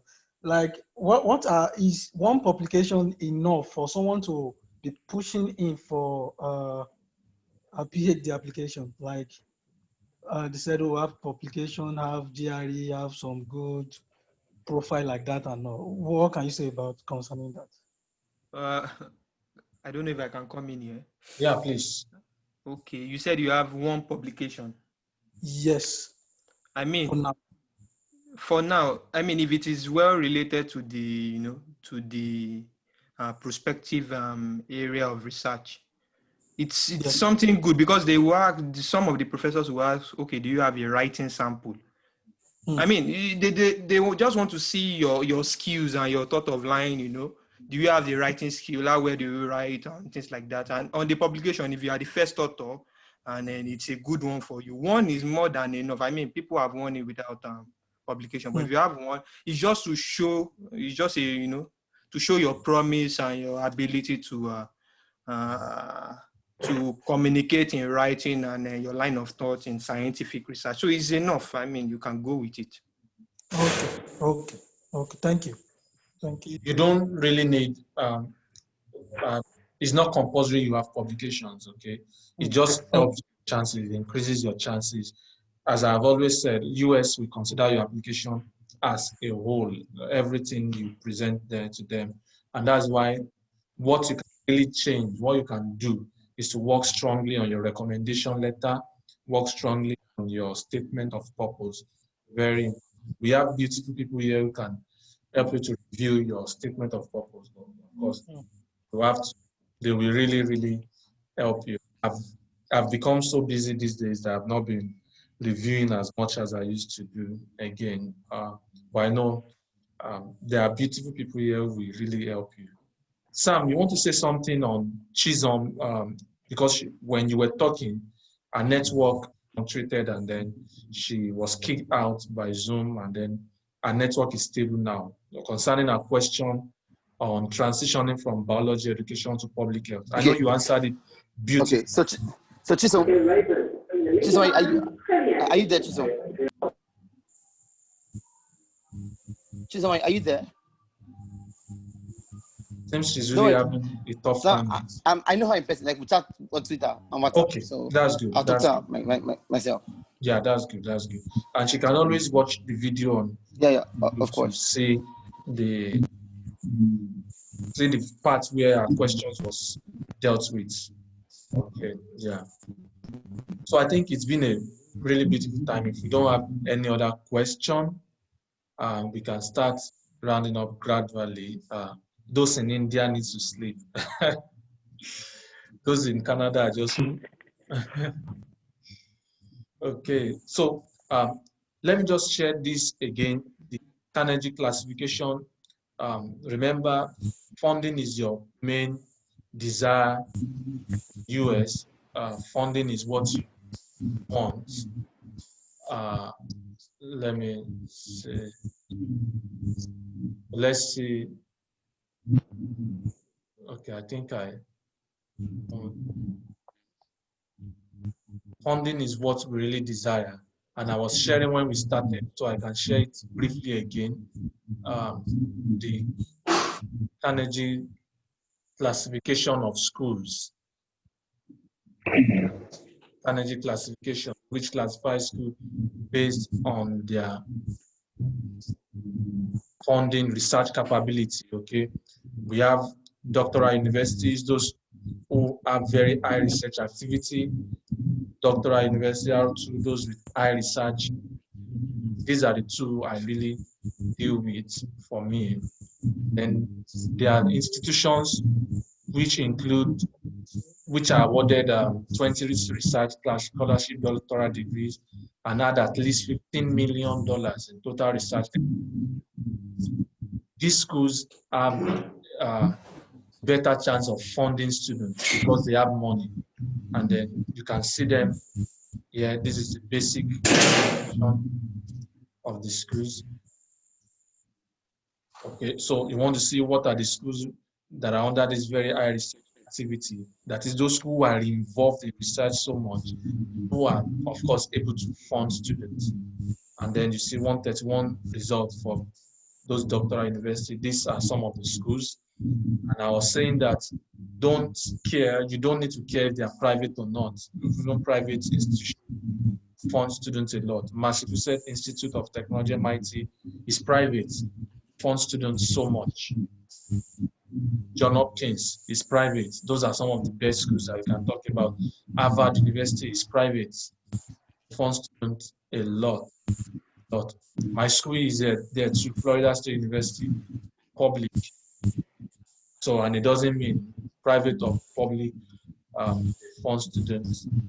So you can check the list and see schools there who you think can fit your profile. Okay, and remember that they have lots of funding. Sorry, sir. What's the list again? Carnegie classification. Let me share the link again. Okay, thank you. Carnegie classification of schools of higher institution of higher education. Okay, and then just go to listings, standard listings, and then you see the basic classification. You can decide for undergraduate, you can decide to see those undergraduate instructional program or graduate instructional program, or you may want to see enrollment profile. For me, that's not really what I'm dealing with. That's not really what I want. Then those who have majority graduate, exclusively graduate, there are some schools that are exclusively graduates. 96 schools exclusively graduates, and you can also have some. This is what I really want to deal with: basic classification, those with very high research activities. It simply means they fund people, they have money for research, and they'll be able to take more graduate assistants. Okay, they'll be able to take more research assistants. My school, for example, received funding heavily from this Florida State University. Received funding heavily from what do you call it? NS National Science Foundation, NSF, funding a lot. Okay, so you may want to check those stuffs out in searching for school. For me, I believe if you're able to search for schools and you're able to search for the right school and you apply there, half of the problem is solved. It's about getting the right school. Okay, I think we can end that for today if there is no other question. Hopefully we see next month. Remember all these guys that have been helping us in saying beautiful, wonderful things to trash out questions. They are on Twitter. Drag them on Twitter. Chisholm, you can drag Sam on Twitter. The video will be available to where people answered your question. Okay, the video will be available on YouTube maybe by the end of today or tomorrow morning. You should be able to see it on YouTube, and then you can watch through that part. You can watch through that part again and then see your question being trashed out. Sam answered it. Drag us like generator, like Tiger generator. Drag them, I tell you. Please, Like, just one point. Sorry, Samuel. Okay. The undergraduate here and everything. Please, not. I don't know. I think there is a North America agenda. I don't know. Okay. Please. Okay. So you Please, want don't stick to only apply to as many places as possible. Europe, alongside that, especially some scholarship in Europe that don't require application fee. You know, just use that to back things up along with your Canadian or American dream. So if that works, anyone that works there, you go for it. But still, you can always, like I always say, you can always make your transition anytime you want. Yeah. So today is soliciting for European citizens. Yes, I mean the man from Leuven, or is it Louvain-la-Neuve? I think it's Leuven. Okay, it's not Louvain. He can agree with me. So please. Of course, it's beautiful here in Leuven, also in Europe. I really have phobia for US. In the whole of North America, outside Canada, seriously, I'm sorry, I'm not. US is, I don't know. Why it's not only you, bro. People are really afraid of US these days now. It's not only you. I didn't send a single application to US. And like Jude said, Europe is the deal, honestly. You can imagine winning Erasmus and no school fees. You are just collecting 1,000 plus in a month, nothing. You are doing nothing with what you just pocket Honorable Minister, off your mic. You are not Honorable Minister, off your mic. Honorable Minister. Jide, don't worry, we'll drag them to Europe. No. But like you said, through application all around. UK, Canada, Europe, Australia. You have the opportunity to make your choice at the end of the day. That's true. That's true. That's true. Sometimes you cannot make your choice. You can go only one. So exactly. So that's why you need to scatter everywhere. Just everywhere. Yeah. So don't forget China. Don't forget China. You can apply to China too. US is investment is cost intensive. Trying to go to US, it's worth it, but it's cost intensive. Even though you don't have the capacity now, please just go for what you have. At the moment. Then if you're still collecting 30K a month, US might not be easy. So you go somewhere you can raise money. Oh, NYSC, yes. Okay. Uncle Toby, yes. Poland. On the surface, it looks as if there's no money in Poland. But don't look at it that way. Oh, there is money there. Because they also have this Erasmus stuff with them. Yeah, even Isaac, you are still in Belgium now. Yes, but it's transition in the next 2 months. Yeah, Germany, that's beautiful. Willkommen. We should meet in Germany. Guy, the funding. You know what's your funding for us? Guy, the funding man. Come on, what's your funding for us? I tell you. We should celebrate this funding, Isaac. You're now saying like the funding bonus. We will try the national cake. Don't worry, Uncle Sam. Willkommen in Deutschland. Let's share this tree. Let's share. Yes, sir. Very important. So I'm It's very fine. happy. I'm very happy. I have And folks who are coming from Germany who will be coming Mr. Sam, this. there is something I don't know. Maybe you will put it in your schedule, in your plan, in upcoming meetings. Okay. First, I want us to discuss issue of countries to apply. Okay. Yeah. That's Cyprus, Abi. That's Cyprus, Abi. Brother. And also, Jide, I think Jide is also within Europe here with me. They can also I'm in Germany. I'm in Germany. I'll be in Germany. Yeah. Okay, then I will meet you in Germany since I'm moving in. There is a lot Okay. of issues when it comes to countries and also when you're looking at for studies. The end result, let's not deceive ourselves. For all of us trying to make an ends meet, especially those of us who parents are not politicians, we want to make a good life for the next generation. So in essence, we go out the country based on scholarship to study and also to remain in that country, integrate, and also make a living for ourselves and then get settled. But it's not like that in every country. So Exactly. Raleigh should please help us with it so that people will not start making mistakes on this thing. And like I didn't even know about Northern Cyprus, or what did they call the name, until during the week when I saw something. I said, what if it wasn't a son of a justice? Only God knows how many Nigerians would have gone like that before we got to know what is happening. Yeah. That's true. That's true. So we'll put that in agenda and discuss countries.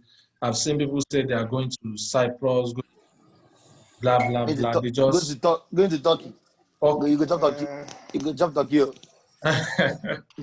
There are some countries we give me admission and with the funding, I won't even bother going. Even with full funding, I won't go. I won't. And you know, I have a friend. The desperation. Who went this way? Desperation, actually. The desperation is real.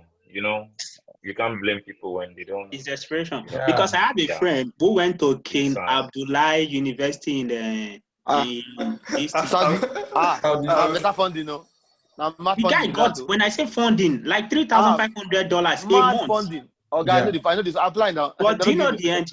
Well, after he finished his master's, he got a distinction in statistics. He finished from UI with first class. Went there and did his master's with the full funding. They offered him PhD. He said he's not doing it. He left. Yeah. He said the society is not what he wants to do. It's not what, yeah. He went to Hong Kong actually, and then he did his PhD in Hong Kong, and now he's done. He has moved to Canada. He's in Canada now. Okay. I think I know the person. Yeah. So eventually he has come home. So he's in Canada now. Which home? He got some that come home. Okay, Messi. Is it okay, Messi? Canada. Canada. You can't imagine the amount he amassed in that few years he did masters and PhD. My friend is rich. Of course. There is money now. The money is there. You can imagine how much they pay masters. They're not talking about PhD students. They have a lot of money. If that's the money issue, it's not a problem. They know how it is. They know how the society. They are just trying to attract students. They are just trying to attract students with money.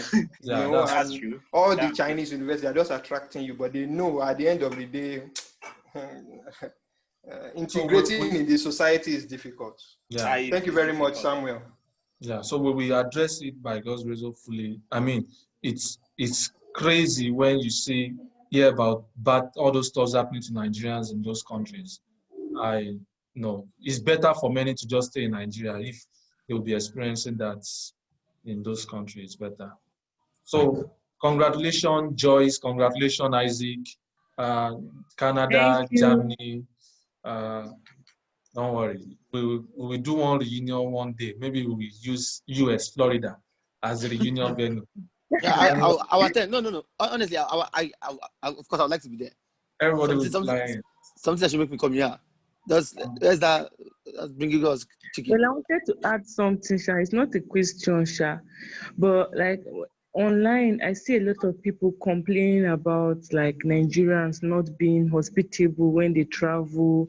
Like it's like man for himself. It's a lie, yo. This Zoom meeting that I'm attending, I'm just seeing it totally different. God, I beg you. If I come to Canada, you should not push me one, please. The Nigerian I met here.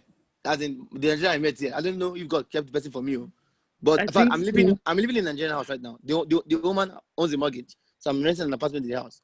Since I joined here in October, I've not cooked. I'm feeling all right. Don't even think about it. I'm Joyce, eating. Joyce, We do leave that thing you are everything. hearing on social media. See, let me be Abobo. honest with you. Somewhere Like here I go am in marry, Belgium, stop yeah. the chop another person's soup. Oh. Go I never marry. continue for me now. We even have, in Donation. fact, we even have a family here. We have a, like I finished from Asset University. We have our own group. We have our own group, Asset University Nigerians, where we discuss what should be the next move and what is the next job and what you need to do next. When I have to leave an apartment, I have to stay with one of my friends. It was with him I stayed for like a month, and then I moved into my own new apartment. So don't let people just, you know, in social media, you have to be careful. Everything is not 100%. So don't. Yeah, Don't everything is not yeah, 100% on social media. everything is not 100%. Don't. If you enter Canada today, and we have bros and people there, you can't enter Florida and in then Sam will Saskatchewan, not be waiting and be looking at you now. It's not Yeah. possible now. Yeah. I have two friends in Saskatchewan doing PhD. So once you get to Saskatchewan, just let me know. They'll help you as much as you can. Like, they are always there. They'll help you as you No, can. they They'll let help you as you social can. media give you high blood pressure, please. It's just so In fact, scary. Like the two friends are married. I So know their wife it will give can you be the like price. that. So you feel alright. People were saying that Chinese people, whenever they go somewhere, and Indians, they just bring everybody together and take over the whole place. But Nigerians should learn. So, as in, I'm coming on this Zoom Those meeting people for the are first competitive. time. Those people I'm are seeing competitive. Those people that say that different. they're just And competitive. I think I should put a balance to it too. That there are some Nigerians actually outside the country who are doing some shady deals. I mean, Correct. people are careful of association. It's true. Yeah, so people are careful. They want to associate with who they want to, and all those stuff. But someone, let's also say this. You determine who you release with, right? For instance, my schedule in life is I go to work, I come back, I go to church. Since I came here, I've not gone to club. Ale knows. I think I go to Ale's house to play PlayStation, to eat, because it does like barbecue for fish, and I go like we know ourselves. So if I want to make a friend, Ale will recommend that guy. Guy good. If Ale says somebody is good, I know that I've had a transaction with Ale, so I know that if Ale relates to somebody, because I trust Alice, I trust his values, you know. So those things are when you go abroad, those are the ways to find people you can relate with. Not just with anybody you date. Just follow that trend on that Twitter. Just you know. I can't be looking for where to sleep when I'm going to Canada. When I have Ale and Sam there. So you just relate to people that I won't be stranded. You have their values, you know, so that you don't just meet anybody on the road or the train. I'm a Nigerian, and you know, if you're a Nigerian, it's fine. Hello, hi. But for you to relate to somebody deeply, you have to find out their values. You want to know what they believe in. You know what they do. You know, this kind of things. You are totally right. I mean, I met someone on the train, Benin guy, zero, the looks and everything. You can tell that something is fishy. He spoke to me, you know, broken now. No, I just replied. I didn't listen. I was just saying, come on, in French. I was like saying, like, what are you trying to in French? He said, you know, they speak. I didn't realize. So I was like speaking, you know, French language. He was like, okay, but I said this one, no. And they kept on speaking, and I was listening, but I just, you know, kept to myself. So you find Mrs. G or what? Joyce, yeah. Joyce. Okay, thank you so much. God bless all of you. Thank you. I really appreciate. God bless all of you. Today, where are you located in Germany? Let me know where I will start my journey next summer. I'm in Bavaria region. Okay, we'll be just few minutes. I'm also coming to Bavaria. I'll be in Beirut on one of the highlights programs. Okay, interesting. We should connect. All right. I have so many folks in Germany now. Don't worry. We are shifting the headquarters. Please, anybody that can cook that's coming to BC, please let me know. Jollof rice is my specialty. I'll visit you, no doubt. Okay. Thank you so much. Yeah. All right. It's been a good time. My own is wrong. I like it. It's been a good time. Thank you for joining in today. We so much appreciate. It's been a good time, and I know everything we are doing now will pay off. It will definitely pay off. Amen. All right. So you can always find, if you miss any part of the stuff, we always find it on YouTube. We upload the video. Chisholm can check those parts where your answers were, when your questions were answered, you will see it there. All right. So see you hopefully next month. We share All right. testimony and and processes we are taking and all this stuff. All right. Thank See you, you Doc. guys later. Yes, sir. Thank you. All right, bye bye, everyone. Bye, everyone. Yeah. Thanks, guys.